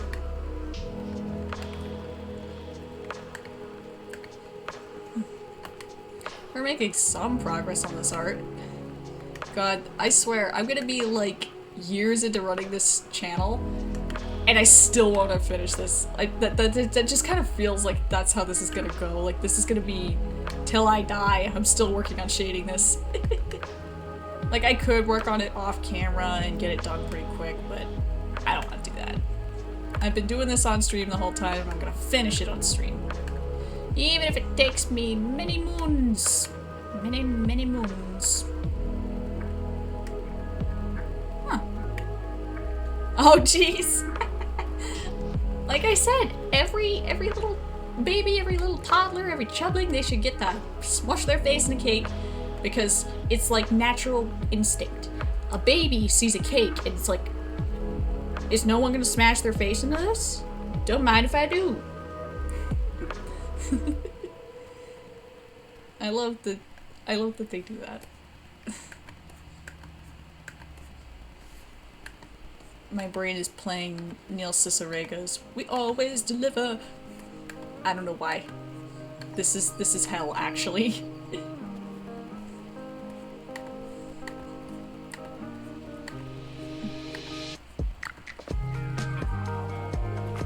Do shading.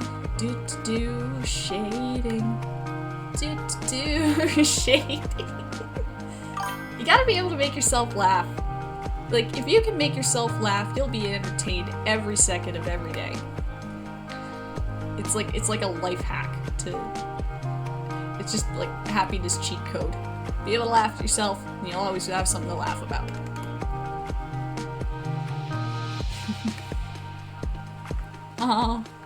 You know what? Same, honestly. Like, I don't really like having my hands dirty, and I don't like having to... I'm prefacing this with I do wash my hands, but I don't like having to wash my hands because I hate having them wet. I hate being wet. Like, I tried to make myself like swimming. I really did, but I don't like being wet. I just can't take it. So I don't really swim much anymore. We have a pool and I don't use it. I don't know what it is, if it's like the texture or if it's just like the sensation of it, but like it just really bothers me for a reason I cannot figure out. Like, maybe I am just a cat, but being wet is not for me.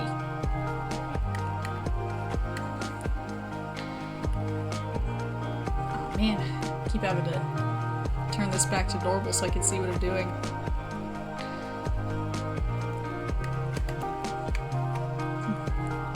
I have heard that the not liking water thing is a trait of certain neurotypical, or not neurotypical, neurodivergent people.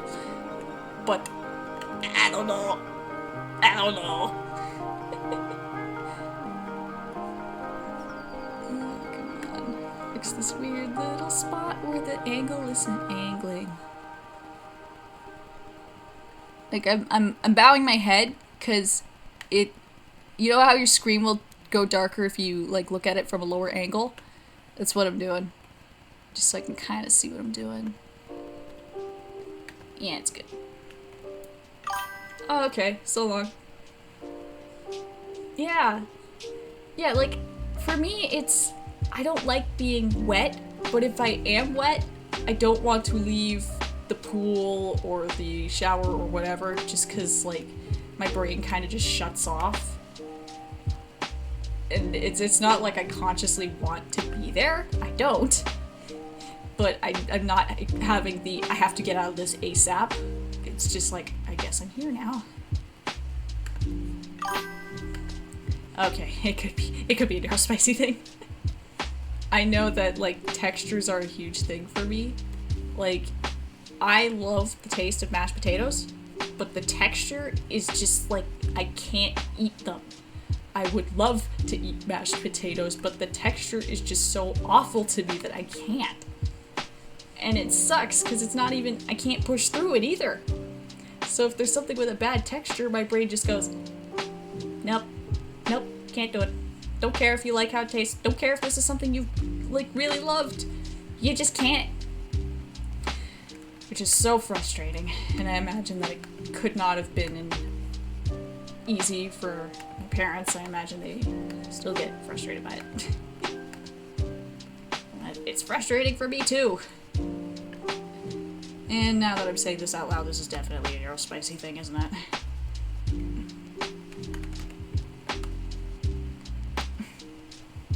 Like, I still have to, like, get assessed for ADHD and whether or not I have it. Like, I'm not gonna say for certain I do, I'm not gonna say for certain I don't, but I do still have to get assessed. Like, apparently, allegedly, I'm on a wait list, but I know I've been on this wait list for like 2 years. At least. Probably longer. So I don't think I'm ever getting off this wait list. I'm like half convinced that I'm not even on a list. Oh no. Yeah, because it's not just with food, it's like, it's with clothes, it's with, like, water, obviously. I just went on a whole rant about that, but it's everything. Oh no. Like, there's a texture I absolutely despise with cloth, and I don't know how to describe it in any way that'll make sense, but if you've ever bought, like, a cheap hoodie, like a really cheap hoodie, and it's not like fluffy fabric, it's like almost smooth. It's soft, but it's like uncomfortably smooth. Like, I hate that texture. Just, ugh. Like, my glove is that texture right now, and it bothers me, but I have to use this glove or my hand doesn't actually slide on my drawing tablet, and then I can't draw. So I hate this texture, but I'm trying to live with it, but it's just like, it's something that's in my head, like, this is annoying. Let's just get rid of it. This is annoying.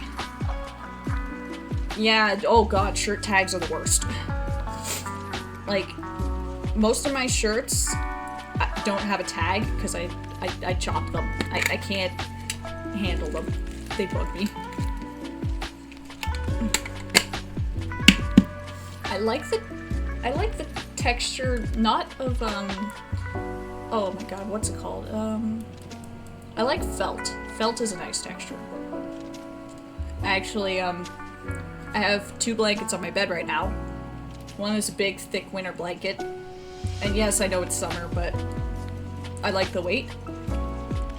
I really like the weight of the blanket. But I have a blanket underneath it, because I don't like the texture of this blanket, but the one I have underneath is this really thin felt blanket. It's big brain. Yeah! Oh no, I know the texture you're talking. I get that. I understand.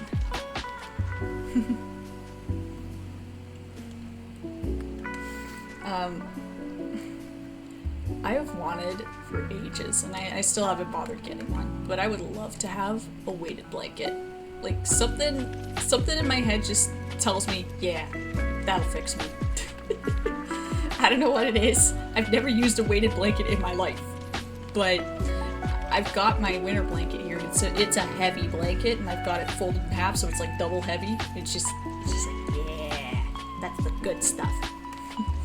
And actually, when I visited my girlfriend out of the States, I was wearing, I had a red hoodie, and it was a heavy red hoodie. Like, I guess the material in it was real thick or something, but it was heavy. It's my favorite hoodie because it's heavy. Like, I don't know what that's about, but that's another thing. Yeah. Yeah, exactly. Like, bath towel texture is fine because it's bath towel. And typically you're not wearing bath towel for, like, hours at a time. Whereas, hoodie hoodie you do wear for long periods of time, and you don't want it to be some crap like bath towel material. It's like, I don't know if it's like called terry cloth, I think it is, but yeah, that's not something I don't think I could handle that as a hoodie either.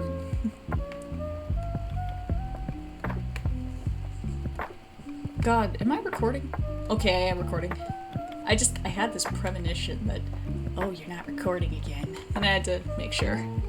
Because I don't want to download that. I don't want to go through that again. It sucks when I have to download the entire stream off of Twitch because I forgot to record. Most of the time I don't forget, but I've forgotten enough times for it to be annoying.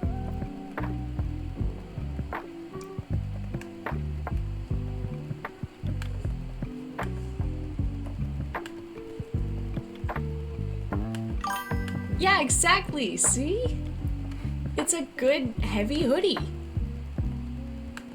That's why I loved it. And then I got it stolen. It wasn't really a theft. Oh! You know what? I love when hoodies have the thumb holes. I used to have one that was like that. I don't have it anymore though. Because it was old. But I really liked that hoodie because it had the thumb holes, and it was great for winter because it was one of those hoodies where you could zip it all the way up the hood. It was so nice. Oh, it didn't originally. Oh, okay. I'll pick it up what you're putting down. I get you.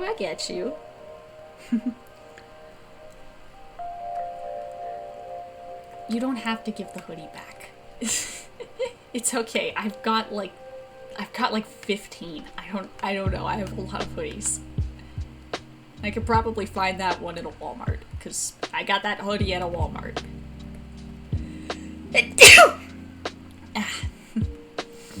Big sneeze. Honestly, I think most of my clothes are from Walmart. And that's not just because they're cheap. I mean, it's definitely part of it. It's nice that they're cheap. But it's also like, I like the fabric. The fabric is nice. So I don't care if they're from Walmart.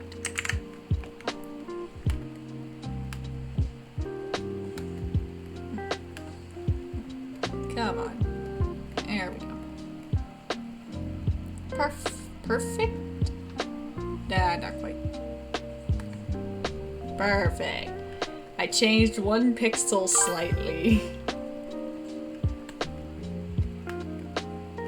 Oh, come on. I'm getting neurotic about this and I've got no reason to. Oh, nice. Yeah, that's okay. Every single hoodie on the planet ends up a little stained. That's just the mark of a good hoodie. If it does end up a little stained, then you're not wearing it enough. Oh, now my nose is itchy. Meh.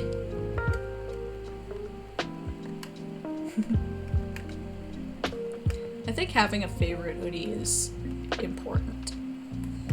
I don't know why, but I just think it's important.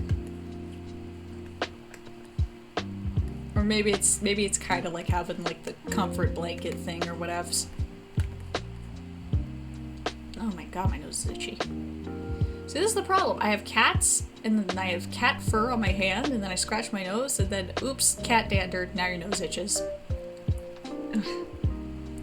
Ah, why? I'm getting messages. No, shush, shut up, get out of here. Eh. Oh my god. I like gotta go like get an allergy test. Because I don't know if I'm allergic to my cats or if this is something unrelated. I'm hoping it's just a cat allergy because that would explain the cough without it being like lung damage, but yeah, you know what? That red hoodie I was talking about, my nice heavy red hoodie, the zipper on it did break. I replaced it with this little keychain that had a NES controller. I like to think it was big brain.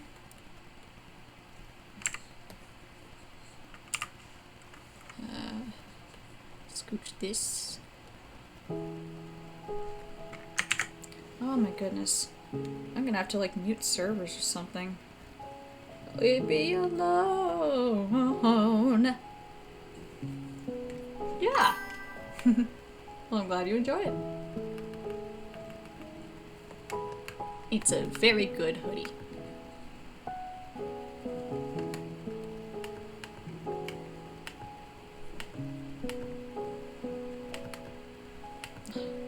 Every time my phone buzzes, it's right against my leg, and it's like, and I know I already said in the stream that we don't stand Pavlov, but it's Pavloving my brain to go, nah.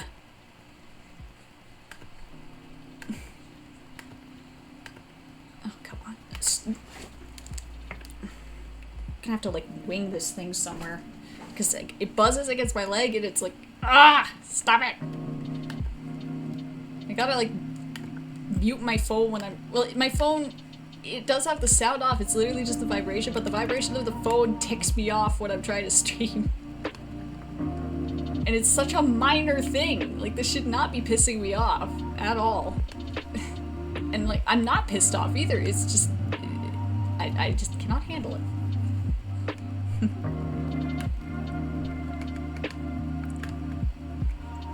Yeah, exactly.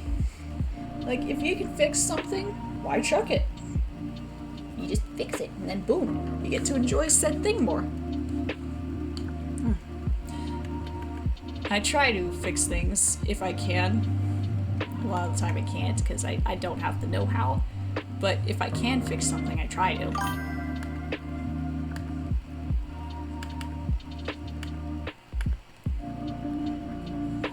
Okay.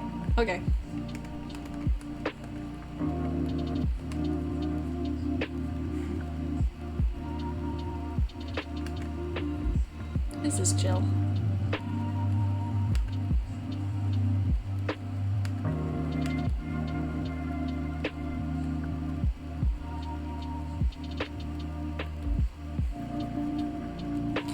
Oh my goodness, this is taking forever. Noted.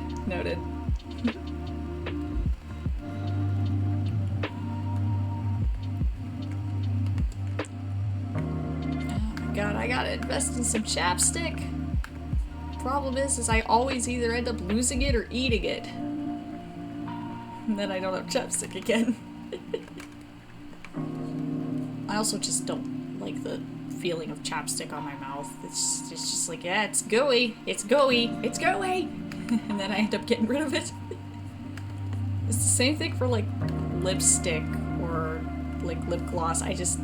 My brain keeps going, there's something on your mouth, you gotta get rid of it. You gotta take care of it, or it's gonna take you out. Which is unfortunate. Because I have exactly one lipstick, and I like the color, and I can't wear it. Because I end up licking it off. Yeah. Well, it's not a texture well, it probably is a texture thing, but it's just like I can't stand the sensation of having something on my mouth. It's just like, eh. Oh hi, we're back to talking about textures and my ability to wear chapstick, or my inability to wear chapstick. Oh my goodness, I am not neurotypical, am I?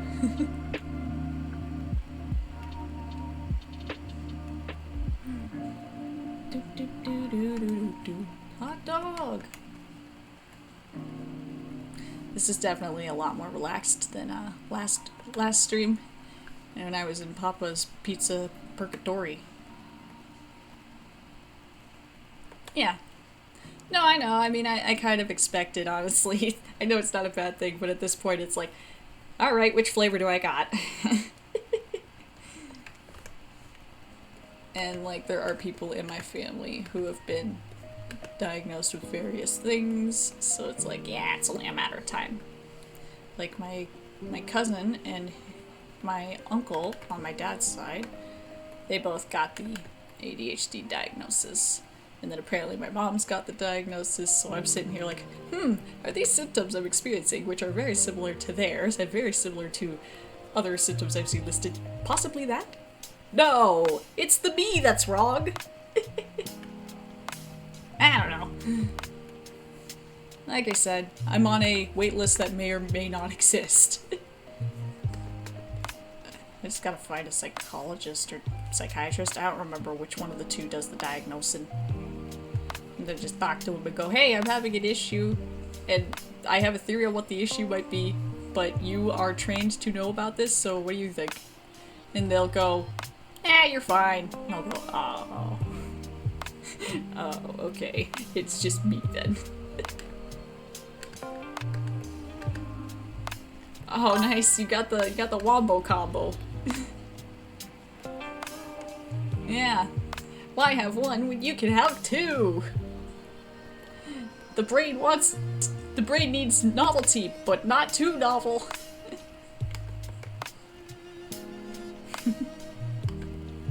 The brain needs routine, but will go crazy if it's on the routine for too long. I don't know if that's how it works, but I've seen some people talk about their experiences, and that's how it's been for them. I don't know if that's how that is for you. But I hope however you're doing, that you're doing okay.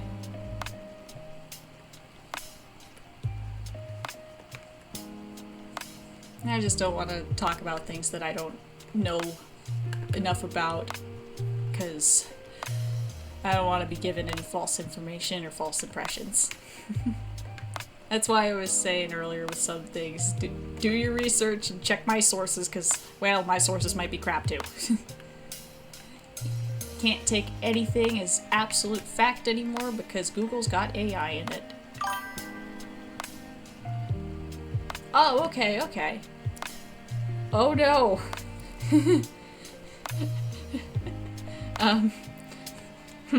This is funny you word it like that. I'm gonna let that slide. I'm gonna let that slip. I'm gonna not worry about that one.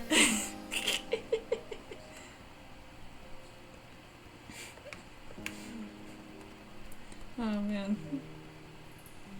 Like I said, you gotta be able to laugh at yourself, because sometimes things get a little too real and you're like, wait a minute. Wait a minute. And sometimes you're not prepared to handle that wait a minute.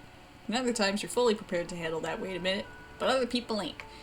And other times you're both prepared to handle the wait a minute, but your brain's going, no, regardless. What am I talking about? I don't even know what I'm yapping about here. This is how I am on streams sometimes. I just yap something and I don't even know where it's coming from. The voices, the demons, I guess. The weird dude in the wall. I don't know.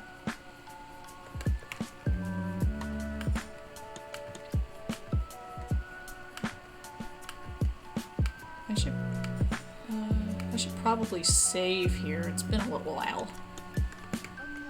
How are we already at 4? What happened? It doesn't feel like we've been here that long, but at the same time it kind of feels like we've been here a really long time. Got entertaining instead of the mixture. Oh. Okay. Well, I'm glad she got you the chocolates, but man, that sucks, dude. I'm sorry. I'm glad you got your chocolate though. It's kind of funny. I'm kind of picky with chocolate, but it's such a dumb reason. But like, I used to eat Kit Kats, and I would only eat Kit Kats because it's the only one I liked. And then one day, I just got sick of Kit Kats. Couldn't touch them. So then I moved on to Aero bars, I think they're called. Loved them, ate them constantly. One day, couldn't touch them, couldn't eat them. And then I moved on to my current one is this Cadbury dairy milk bars. And this one, I think they changed their recipe because they taste a lot blander than they used to, but like, this is kind of my chocolate now. But I guarantee at some point I'm just going to be unable to touch it and then I'll have to switch to something else. But yeah, the routine was changed. I totally get that. And the routine changes and then it's like, well, brain is not thinking rationally. The routine changed. Ah!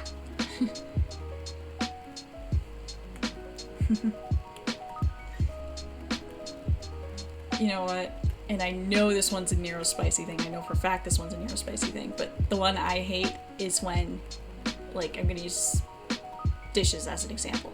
Where you're gonna go do the dishes. You know you're gonna do the dishes.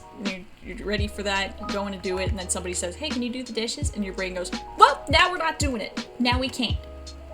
Like, it's so stupid because it's not even wanting to be, like, defiant. It's not wanting to be, like, oppositional. It's just, now that you've said something, now the brain doesn't want to do it and I can't control that. But it's happened.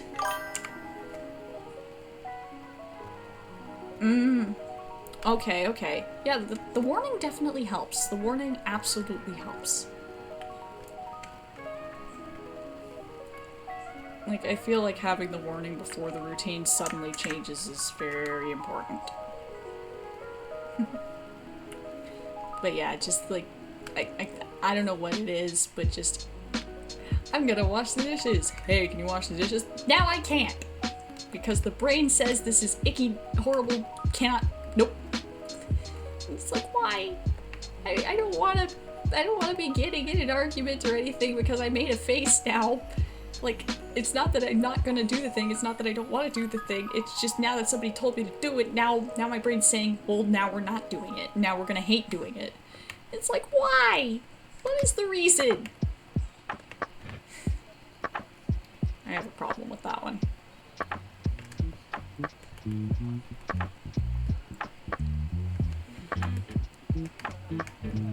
But at least with that one, I know that it's just my brain being dumb. Yeah, exactly. It's like now it feels like pulling teeth to do the thing, even if it's a thing I fully intend to do and it's a thing I want to do. It's just, now that it's been mentioned, now I just can't. And it's like, why? Because I'm not wanting to be difficult or anything. Like, nothing like that. And it's not that I'm wanting to be a jerk or anything. It's just like my brain, something in my brain went, okay, now we can't do it. Now we're gonna be upset about it. It's like, I don't get it. Yeah! Like, now, that's exactly it. It feels like an order even if it's not. And even if it's like something, because I've had it happen where it's been like something I was already told to do like the previous day, so I'm gonna go do it now, and then I get told, hey, go do this, and it's like, I was, but I can't now. And I hate that one because it always makes you look like you're just like doing this because now so you don't want to do it and now you're just being difficult. Like, no, that's not it. I promise that's not it. But it never looks like that, which is, it sucks. Yeah, and I don't know how to solve that or mitigate it because like with that one specifically, that's something like both people involved would have to have a hand in. That too, that definitely doesn't help. I've been on Adderall for a while now, and I'm finding that, like, one of the things it's really been helping me with is just doing things. And not just things I don't want to do, but just, like, things I do want to do. Because, like, for the longest time I had a problem where maybe I'd want to draw a picture, and then I just can't make myself do it. Like, I'm sitting there scrolling on my phone and I'm in my own head yelling, hey, get up, go do the thing. You want to do the thing, or you have to do the thing, so go do it. Go, stop scrolling, go, and I can't. But I've been on this for a while now, and I'm finding that I'm not really having that problem as much. Like, it's not completely gone. Like, I'm not gonna say that it's a magical cure-all, because it's not, but I'm finding that it's a little easier to get out of that stuck state. Like, if anything, it just kind of feels like lag, really. Oh god, yeah, that too. And even that, if I'm doing something, I have a problem with switching tasks. Because if I'm already doing one thing and I get told to do something else, it's like the same, it's the same instinctive, like, oh, well, I can't do it, I didn't. And it's not that I can't, it's just, like, I was already doing one thing and I've been told a different task, but I am a sim, and my sim has gotten stuck on the one task, so even though you've told them to do the one thing and they have it in their taskbar list, and you're telling them to go do it, and they just can't because they got stuck for whatever reason. But I've been finding that this problem is kind of getting, like, it's kind of eased up while I'm on the Adderall.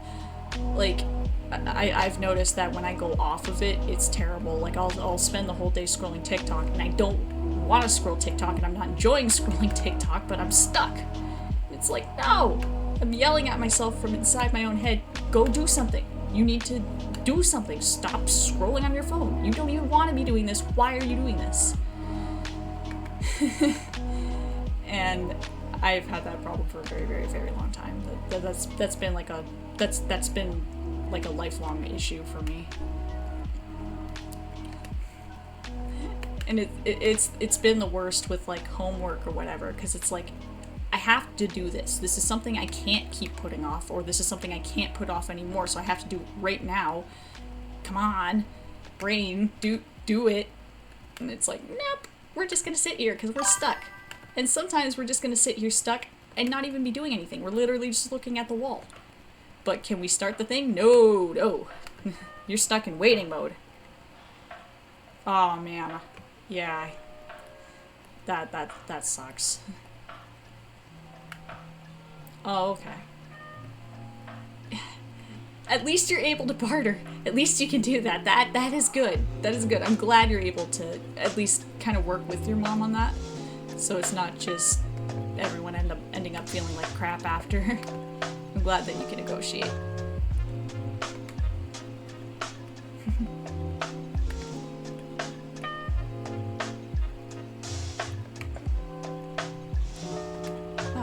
Why is this like one spot just not working? Sometimes you have to like destroy the whole spot and start over.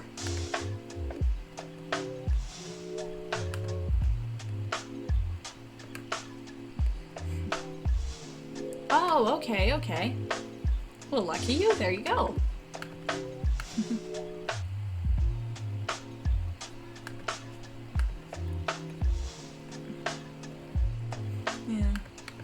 I could kind of barter like that. Although that's something I think I'd have to try and discuss. Emphasis on the word try.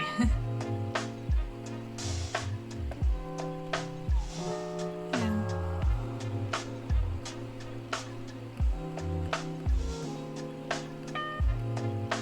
There we go. I think I figured this spot out. I did not. It still looks wrong.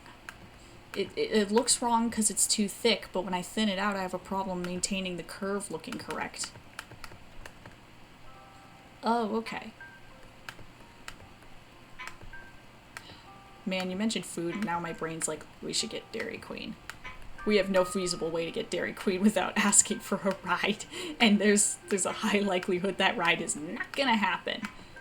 But the brain craves Dairy Queen. I wish I lived somewhere where I could just, like, go there myself. Or, like, at least get a bus there. Because, like, where I live, there's no delivery and there's nothing. Like, the only thing we have is a subway, and you still have to, like, drive to get to the subway. It's not just, like, you walk down the street. So I'm looking forward to whenever I end up moving, I could finally just get Dairy Queen. And it will be delicious. Well, see, I know you want Dairy Queen. I know you have the capacity to get it. So, go enjoy. Enjoy your Dairy Queen. Everyone talks about the Dairy Queen, but nobody talks about the Cheese King.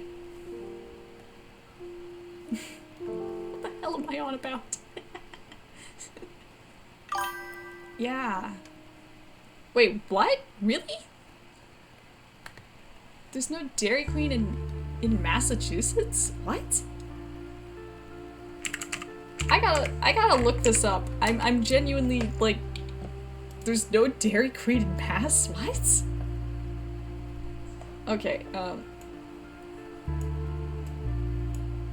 Massachusetts. There is no Dairy Queen in Massachusetts. What? Oh, wait. Is Dairy Queen, like, only a Canadian thing? Wait, no, that's not right. Wait, let's look up McDonald's, because I know for a fact there's McDonald's in the States. Oh, it's only showing- oh, okay, it's only showing some. It's not showing them everywhere. My bad. Can I, like, change this to the world and not just Ontario, please? I guess not? Question mark? What? Here, let's drop myself in Virginia. Can I find a Dairy Queen in Virginia? I'm at Liberty Tax. This is a poor sign. Unless there's one over here. I don't know what's wrong with my Google Maps, guys. Cause like I look up McDonald's, the entire state should be red. Yeah, okay, so something is wrong with my map.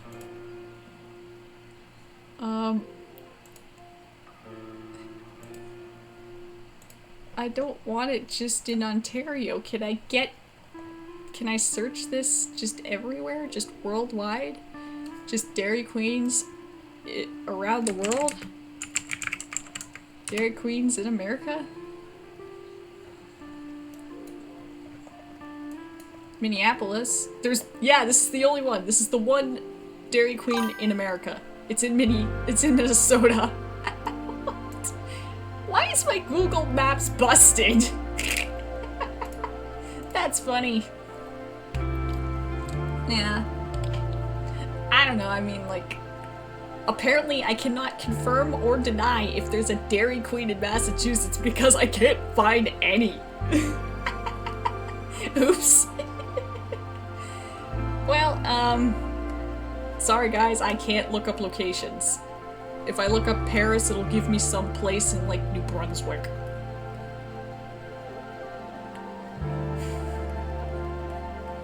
I got the Canadian-only Google Maps, I guess.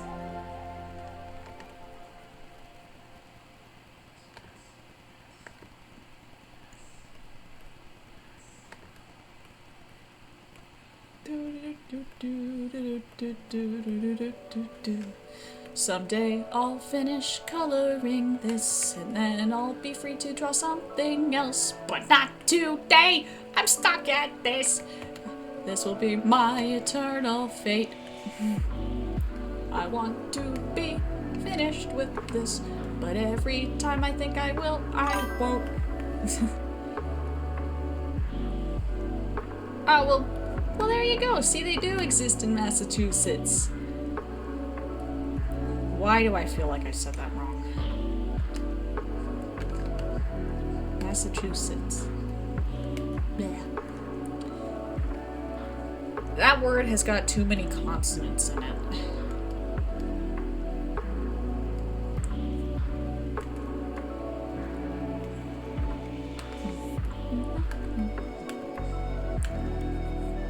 Keep getting itchy because of like cat hair just floating in my room. Oh, okay. Massachusetts. Like my mouth almost feels like it's saying Mass-2-sits. Which is not right. I'm saying Massachusetts, but it just, like, it just feels way too close. I don't know. It's not like Mississippi, where I'm pretty sure I'm saying Mississippi correctly. I feel so sorry for anyone in Mississippi who has to learn how to spell that every day.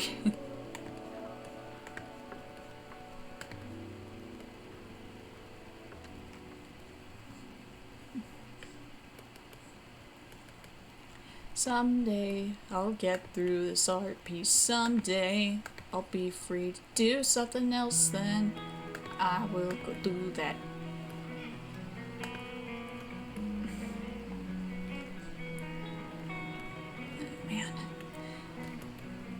Ah, okay, now this is just mocking me. And good enough. I'm having to force myself not to keep fidgeting with it, even though I really want to keep fidgeting with it. Sometimes you gotta just cut your losses, kill your darlings, and just live with it.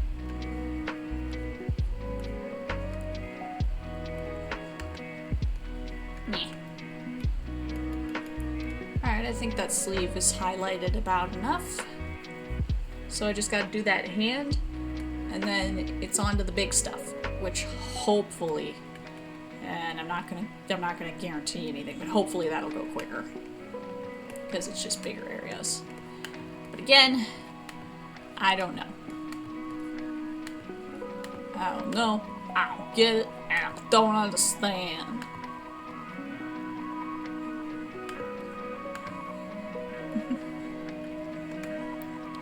And I gotta turn this back to normal rather than add glow because I cannot see what I'm doing.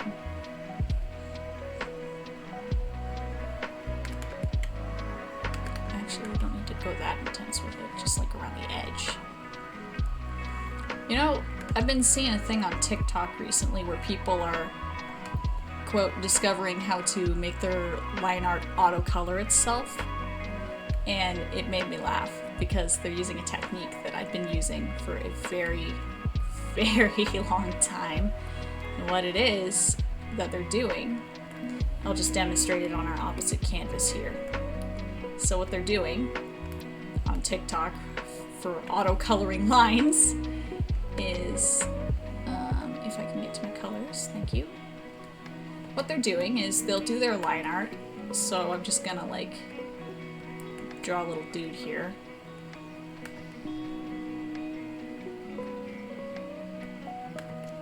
I'm gonna give him the DreamWorks face.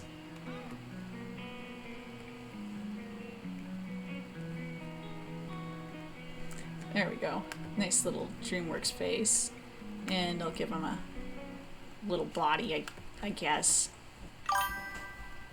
There we go, and like his little shirt and pants. So what I've seen them doing for this art hack on TikTok is they'll do their line art, they'll duplicate it, and then because I was using the purple here, I'll actually use it for this. They're taking a color like purple and changing the color to purple. And then what they're doing is they're setting that to, I believe it's color burn? Yeah, so they're setting it to color burn, so that way they make a layer between those two layers. And whatever they color there, why is this not working? Why is this not working? Oh, here we go. Okay, sorry. I set it to the wrong thing. I guess they set it to like overlay or color dodge or something. But basically they're discovering that if you have your line art and then duplicate it, change the color and set it to overlay, if you color between the lines, it kind of auto colors your line art. Which, I've been doing this for years, so I'm seeing people discover it now and it's like, yes, yes, you are discovering my tricks, you're discovering my secrets for having different colored lines. It's called blending modes, and it is cool. And like, you can kind of see it with the little colored shorts I gave him there, but like, if you notice the brown when I colored it, it did red for that, and with these shorts it did a different one for that. So you can really get silly with it, see? Because it's dynamic, it changes to whatever you color. So people are discovering you can do that now, and I think it's pretty awesome. Let's get like a bright pink. Oh, that's too bright. A darker pink. There we go. Here's a. I hate everything about this. I gotta go back to this. Yeah, but it's neat seeing people discover what the different blending modes do, because they're so much fun to play with.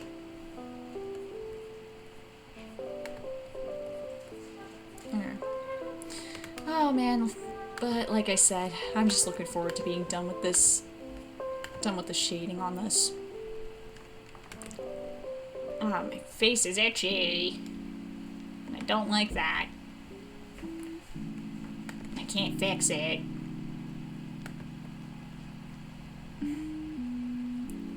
I think I gotta like... I think like antihistamine would help. I don't know. I don't know if there's like a specific one I would need. And my mouth is so dry, but I'm out of water. I cannot hydrate, so I guess I'll just dihydrate. The prophecy is fulfilled.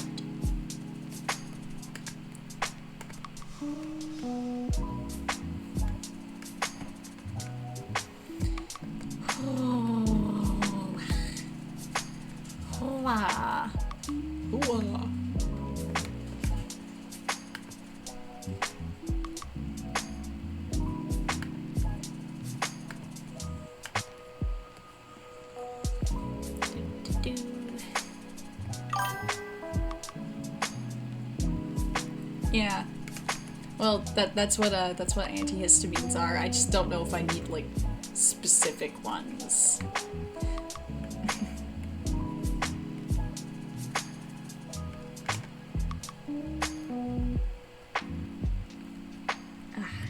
I don't like being itchy.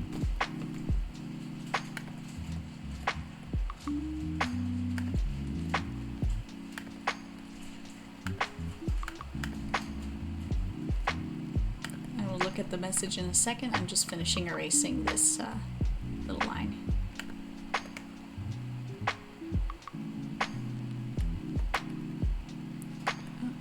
And there we go. Turn this to @glow. Boop boop -do. No, you're not slow. You didn't know. I mean, I'm just calling it by the proper medical word. Hey, welcome! We're just doing a chill art stream today. And I was just griping about my nose being itchy. Ugh. Freaking cat hair! I'm hoping it's the cat hair, because I'm not fully certain what it is. So it's probably the cat hair. The cat hair and the cat air.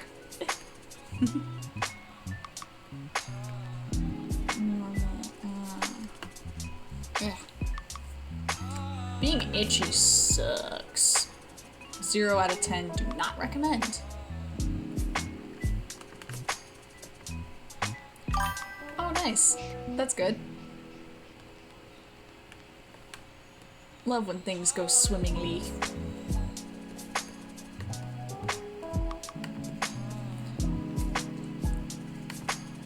You know, it's funny. I've noticed that on Twitch, my streams have started getting partially muted because of the chill music I've been playing in the background. Some of it's getting copyright claimed. Which is interesting because I'm using one of the sites that Twitch itself says you can use for copyright-free music. So, I don't know. I don't know what's on with that. Oh yeah, if you need to rest, you rest, okay?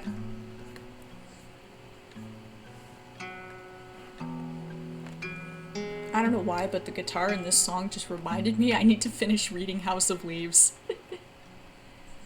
Like, I started reading it, and then I put it down for a while because, like, we had to pack and whatnot. But I still have the book out, so I can read it. I just haven't picked it back up yet. God, I'm a fake reader. They tell me name 10 books, and I can't. They see me wearing a book shirt. I'm wearing a book shirt at the book concert, and they're like, name 10 songs, and I can't do it.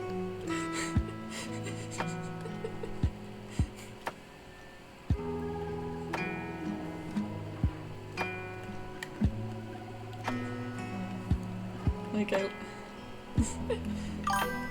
I look at them, and I'm like, the textbook? And they start laughing. And then they kick me out of the book concert.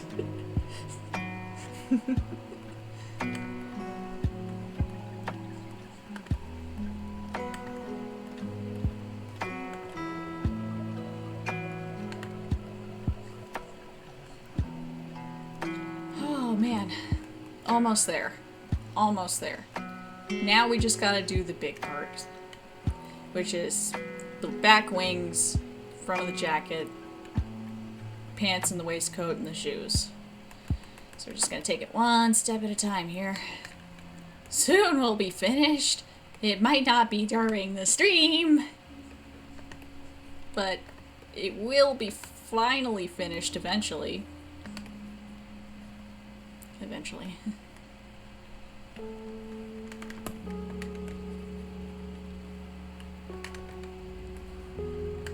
I give him hooves. They are not hooves, they're just reflections that happen to look a little like hooves. Because that's fun.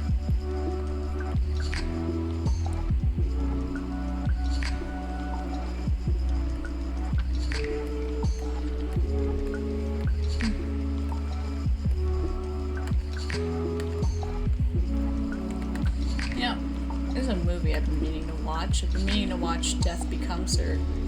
Because I found out pretty recently it's got a musical. like okay, I guess it has a musical. But I've been meaning to watch the movie, so I haven't gotten around to it. I know exactly where it is. It's not like it's hard to find. I think it's just on Prime right now, but I'm meaning to watch that. And you know what? That actually kind of brings the whole conversation of the stream back full circle. Ain't that something? Started with movies, and with movies.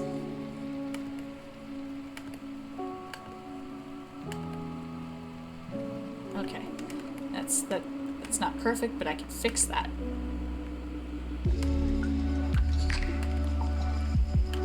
Symmetries for weenies, asymmetrical designs are better. I say as I color a perfectly symmetrical design. You know what? That was something that ticked me off when I was in animation school. Or animation college. Oh nice. Yeah. But that was something that ticked me off when I was in animation college, because like the one thing they were saying more than anything else, specifically for animation, is to not have asymmetrical character designs. You would get like crappier marks and told to revise if you turned in one. And it's like, yeah, I get it, because you want to be able to like animate the character easily, and it's easy to animate them if you can just flip it back and forth horizontally. But asymmetrical character designs look cool. Like, I have one that I actually had to tweak a lot, but I've got Electra here, and she's asymmetrical. Like, granted, this is not like the best representation of her asymmetry, because I have drawings of her where it's a lot more apparent, but like, specifically with the shoes, you can, well, the shoes, I guess, the bottom half of the leg, that's asymmetrical. And they are the exact same shape, and like even the white and the black, they do follow the same like shape, that curve, it's the same curve, but because it's colored different, it's asymmetrical. So I couldn't, and like even this, it's the same arm segments, but that's colored different. This is asymmetrical, so that's no good. Bits on the face is asymmetrical, so that's no good. Her hair, she's got one bang that's higher than the other, that's asymmetrical. So this design, as nice as it is, would be rejected. And I wouldn't be allowed to animate this for an assignment.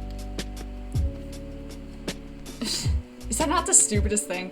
Like, if I want to give myself more work, that's my funeral. That's my cross to bear. But like, to say outright that I cannot use it, I cannot do it, that's crap. Like, and I have older designs of her where like, even this one, the asymmetry is a lot lighter on this one because it's just the one shin, and it's the patterning here. And I mean, even the face is more symmetrical on this version. Yeah. But like, I think the other problem especially was her antenna, because her antenna are not the same. Like, this was from an assignment where I did manage to get away with drawing her, but I mean, even this, I just flipped it like that. And if you notice, between the mirrored version, all I did was recolor the leg. Shocker, you can recolor things if it's the wrong color. Whoa! But yeah, so like this assignment I got away with it because with this assignment we were only supposed to use one PNG, but what I did, because I wanted to make her dance, is I drew a couple different poses for her. So I got away with it that way, but like that was the only reason I was allowed to use this design for her, because otherwise I would have had to make it symmetrical. There wouldn't have been the little patterning here, there wouldn't have been the alternate coloring here, and I mean, even this is more symmetrical than I would want it, but yeah, so this, as nice as it is, as mostly animation friendly as it is, because like I said, it's not perfect, but the work that would go into drawing those asymmetrical details, it's mostly just recoloring. Like the most complicated part of her asymmetry is literally just that chest plate, which is a stripe, which does follow this line. It follows that line, and I did that on purpose. So that stripe, and then those two circles, or those two stickers. So those are the only asymmetrical parts of her design where you would actually have to put a little more effort into drawing them, but like the rest of it is literally just color a segment different. Like, I was so annoyed when I found out that, yeah, they just don't want those designs. It's like, why? What is the reason? I know you want us to, like, you want it, because we're students, you don't want us making it too hard on ourselves, but like, it's my assignment, and you never said it was a requirement. You were just saying, like, as a guideline. It wasn't like in the criteria, character must be symmetrical. Like, and if I want to give myself more work, in which I'm gonna have to spend more time on this, why can't I? Like, it's my fault if it's late. But I will try my darndest to make sure it's not. We had to 3D model a character for one assignment, and the one I did was Electra, and I kept having to tweak my design to be more and more and more symmetrical, and it's like, but I want to make her symmetrical. So the actual finished model I had for her didn't really look like her, to be honest. It looked like someone's approximation of her, which was frustrating. But oh well, I'm not in that school anymore, so whatevs. Oh my god, my nose is itchy. It's not even running, it's just itchy. Like, it feels like I got a cat hair on my nose or something, but I don't. Oh my god. Ugh. It's the most annoying thing in the world, having an itchy nose and no real reason for it to itch.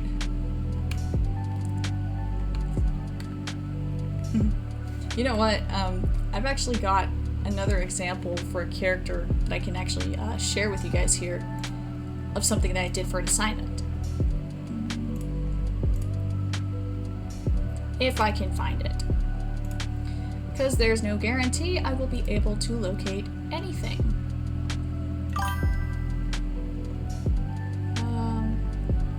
Yeah, pretty well. Don't even get me started on the poster I had to make for film school. Don't even get me started, because I have opinions on that still.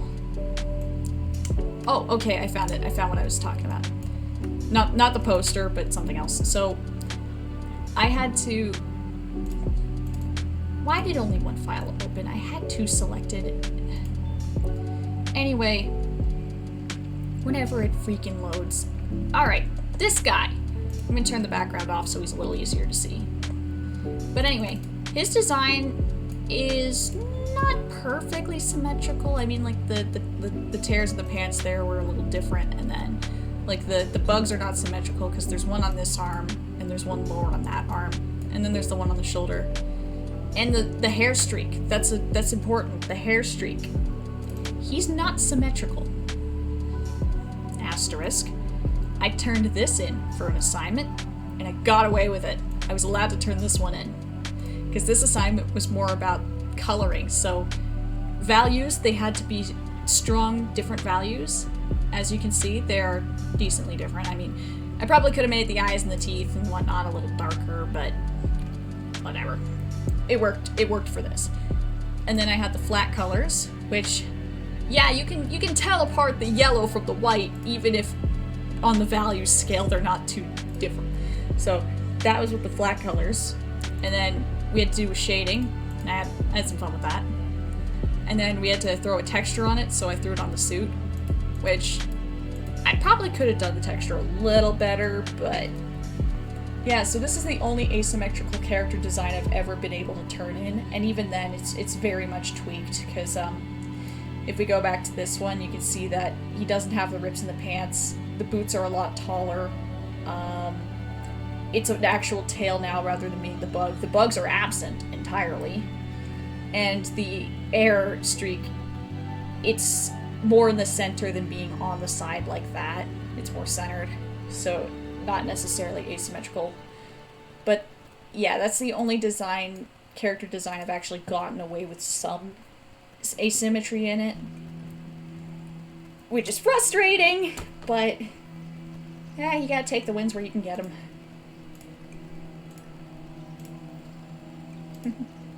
Oh, that guy. I forgot that guy.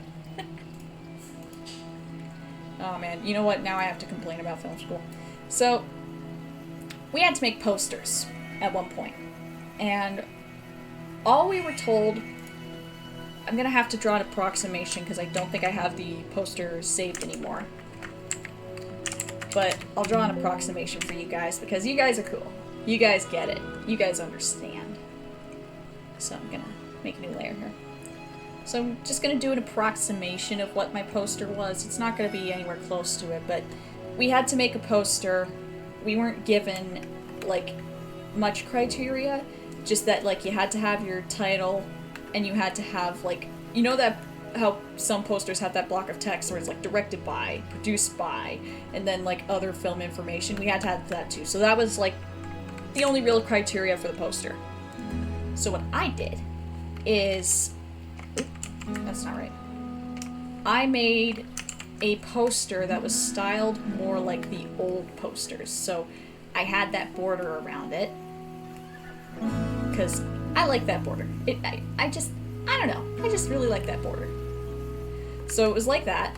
And then I had the information down there. I think this was actually a little higher. I think it was more like a little lower than that.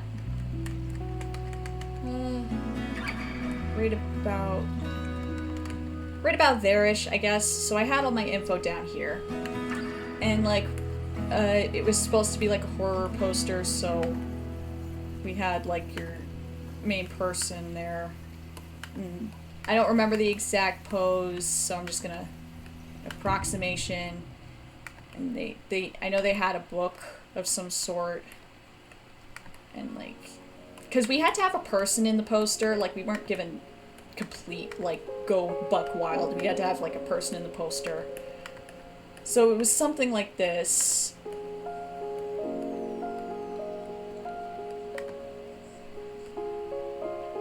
Something along the lines of this. And I had the title here. And it was on a slant because slants are fun. In fact, I actually went into the border just a little. Like just a little for flavor. So we had title, and then like there were, I remember the poster was designed to have like claw marks in it. And they would like go out into the edges of the border there. To like really, you know, it was something like this. Something like this. Ugh, my nose, it's itching. Ugh. But yeah, so it was along the lines of this. Oh my! I'm gonna go insane. I'm gonna go Joker mode. I'm gonna lose it. And I know I had like, I think I had like a. Oh, that's incorrect. That is wildly incorrect. There. I just had like a that is not correct. There. I just had it like darker in the background because, you know, depth of field and whatnot. So this is kind of what my poster looked like. Because, you know, I like older horror movies. I like Night of the Living Dead. I'm actually wearing a Night of the Living Dead shirt right now. So this is pretty well what my poster was like. I had the color scheming was black, white, and red. So I had the picture in black and white, and then I had like red accents on it. Like the claws were definitely red. I remember the claws were red, but so certain things were red, certain things had color. Yeah. So it was along the lines of this, and it had all the information. This is a key part. I'm going to keep hammering on this. It had all of the information. It had the title. I met the criteria, and I went a little above and beyond with it. So, the majority of the posters that my classmates turned in looked like this. I need to make my brush a little smaller.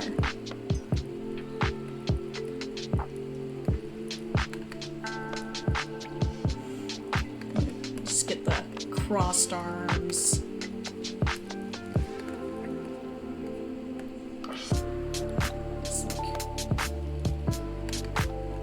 Arms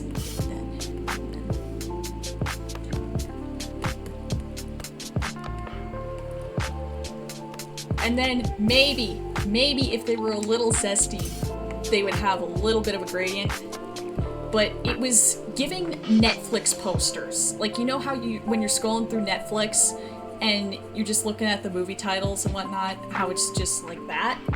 This is what the majority of the posters of my classmates, like, a lot of the posters were like this. So, I turned in this, and then most of the posters that were turned in were this. Notice how they are missing that big block of information that we were told we had to include because that is part of the criteria. Most of them didn't even have that. These were marked pretty well. I think I got a 60 on this. A 60. So I'm still mad about that. It's like, you didn't say we had to make Netflix type posters anywhere in the criteria. Not once. But the ones you mark well are the Netflix type posters, and then the one I put a bunch of hard work into, it gets squat diddly. Yeah, and this happened all the time. This happened constantly when I was in film school. It was a problem because I found out later along the line it was very pay to win because we had Hall of Fame assignments, and if you did good on the assignment, it would be included in the quote-unquote Hall of Fame to be shown to future students as this is what you can do for a really good assignment. And there was a kid who got the Hall of Fame one year, and the only reason he got it was he rented an entire school out to film in. I'm still pissed.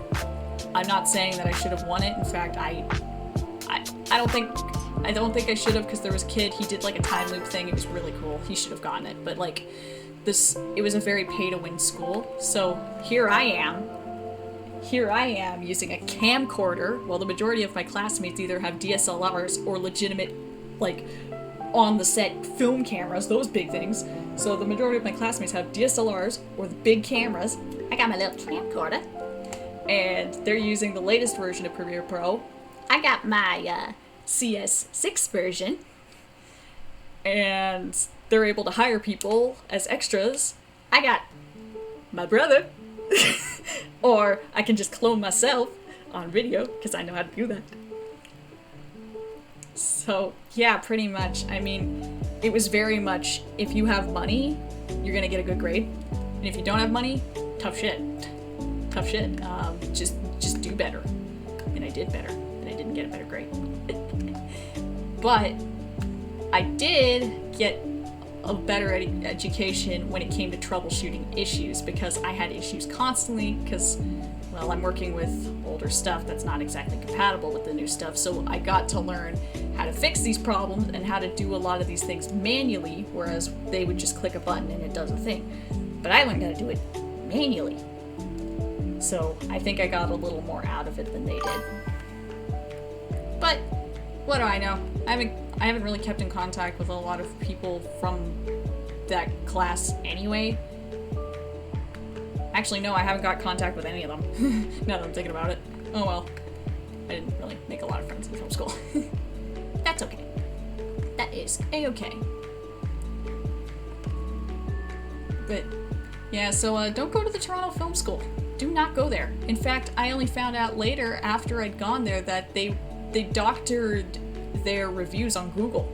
Because turns out you can pay Google to hide reviews if they're bad reviews, and the Toronto Film School was doing that. So I didn't know how bad it was until I was there. But now I know. And now I can warn you.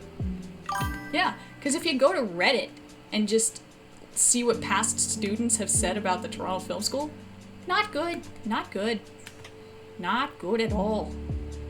Because a lot of the teachers would play favorites, or you would have teachers who would just mark unfairly, like I had happen with the poster.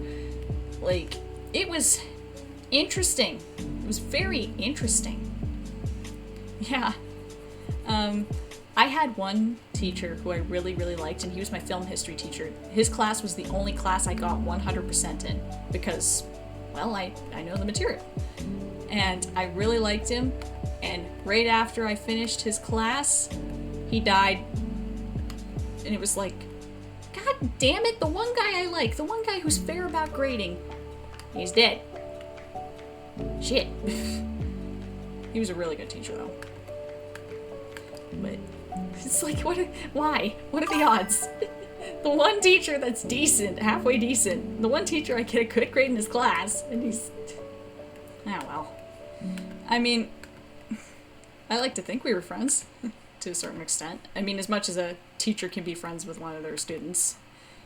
But, yeah, he was pretty awesome, so I hope wherever he's at now, he's happy. And I hope he's not surrounded by... crappy dead film students. I hope he's not having to deal with Tim Wright. Because what is it with Slenderverse and film students? It just, like, it's like billionaires to the Titanic. And I had to make that joke again. I apologize, but I had to.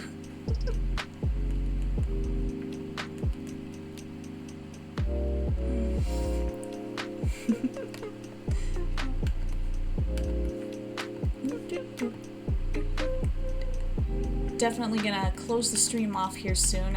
I'm just gonna finish this one little bit here, but definitely nearing the end of our stream. Yes! Oh man, you know what? I'm gonna save and I'm gonna stop drawing here because I gotta ramble. I have to ramble because I learned something and it's so sad. So I'm just gonna put my stuff down here. Put that away. Alright. Let's just look at the Phantom Menace film poster, okay? So, like, beautiful. Beautiful. Or even A New Hope. Like, A New Hope, that is something. That is spectacular. And this one's even got the border. The border I love. But I learned, and I'm really sad that I learned this, that a lot of these old posters, like even, here's another one. Here's another really famous one. The Back to the Future posters. I'm learning that all of these beautiful posters of the time, it wasn't a style of poster. It wasn't just something everyone was doing because it looked good. It was one guy. It was one guy who was making all these posters.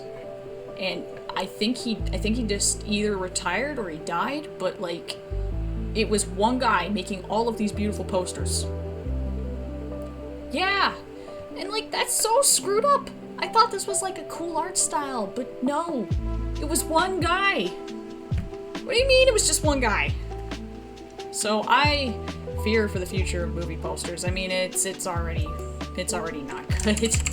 Like, if we just look at 2023, posters. Let's just look at these. Movie posters for 2023. There are a couple of good ones. Like, I like the Asteroid City poster, but that's partially just because I like Wes Anderson's stylization of movies. This one, it's okay.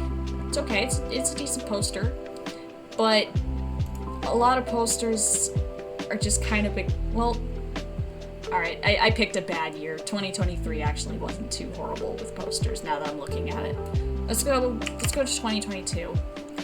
A lot of posters just kind of started doing the floating head thing, or the, yeah, see, like, floating heads, floating head,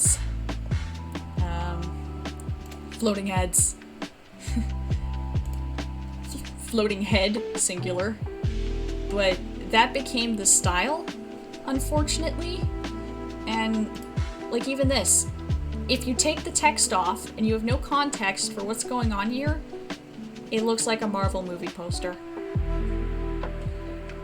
Which, like, if I just open up any random Marvel poster, let's go with Guardians of the Galaxy. Sure. Like,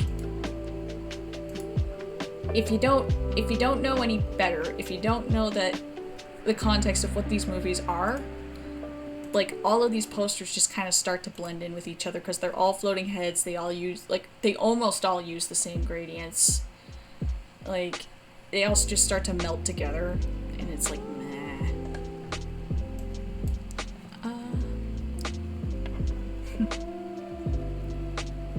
Interesting.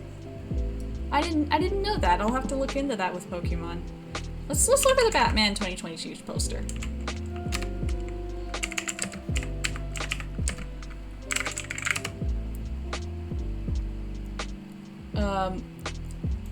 Alright, which Batman poster are you talking? Because I'm seeing a couple here. Just staring at the camera, and the question mark is in his eye. I mean, this one's staring at the camera, and it's got a question mark, but I don't think that's the one you're referring to. Is it?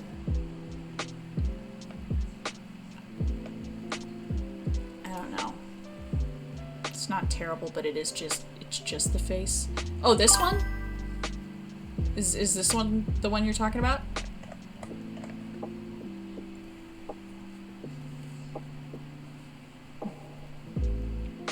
Is this the Batman you're referring to?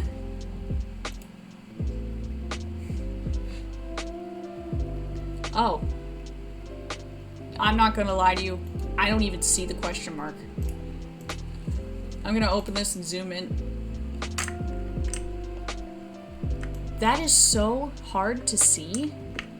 Like, if you hadn't told me that there was a question mark in the eye, I would not have noticed that. Which, that is questionable poster design, because, like, from having it this distance, it just looks like a little green reflection. It doesn't even look like the question mark. Yeah. Like, if they'd made it a little more prominent, I would say it's an okay poster. Not my favorite. I'm not really a fan of posters where it's just like part of the actor's face. But I understand where I do understand where you're coming from.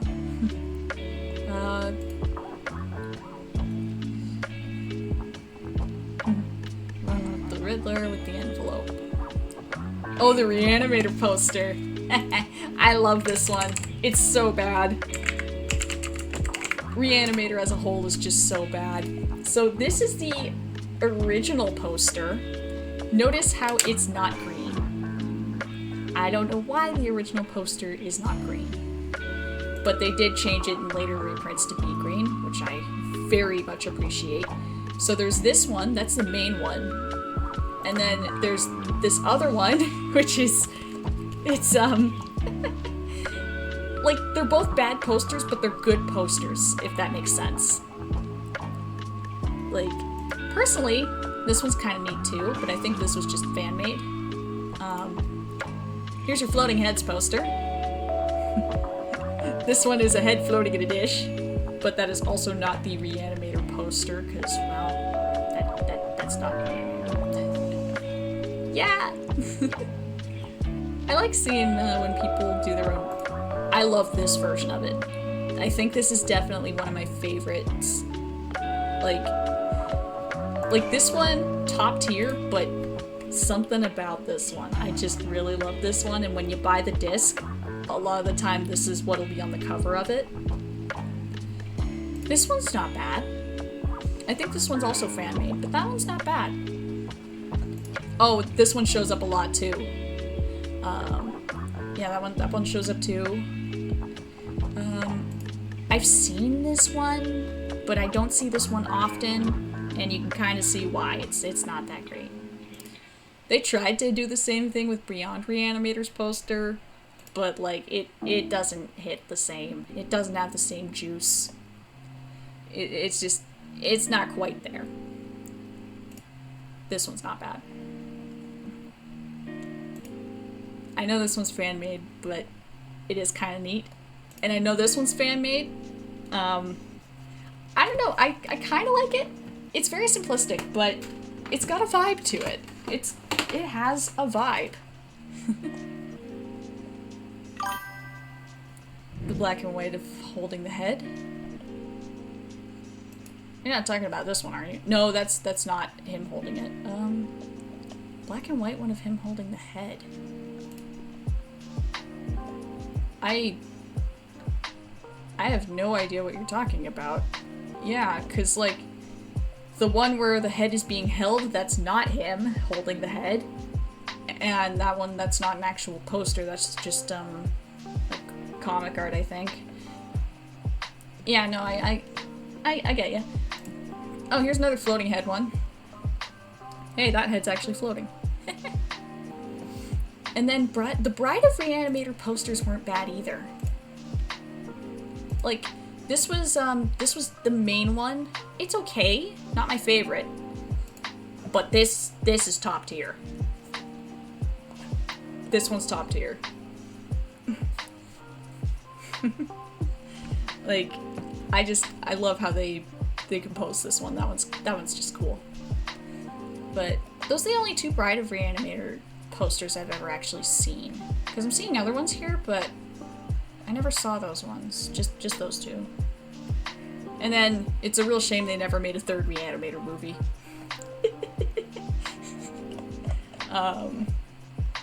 But yeah, there's some good posters, there's some bad posters, but a lot of the best posters came out a long time ago. So, I'm gonna switch to Big Cam here. Ooh, it's Big Cam! Because I'm gonna hop off here. It's been fun, it's been real, it's been Radical Tuesday. Is it Tuesday? It is not Tuesday, it's Saturday. I don't know what I'm yapping about. It's Radical Saturday. Radical Tuesday on a Saturday. Anyway, I'm never gonna finish that art. I keep trying and I just keep not finishing it. But, wow, I am really like serving older brother core today. But, I'm gonna hop off. See y'all later. See y'all in the next stream. I don't know what I'm gonna do in the next stream. Maybe I'll draw, maybe I'll play some Minecraft. Who knows? But anyway, sayonara.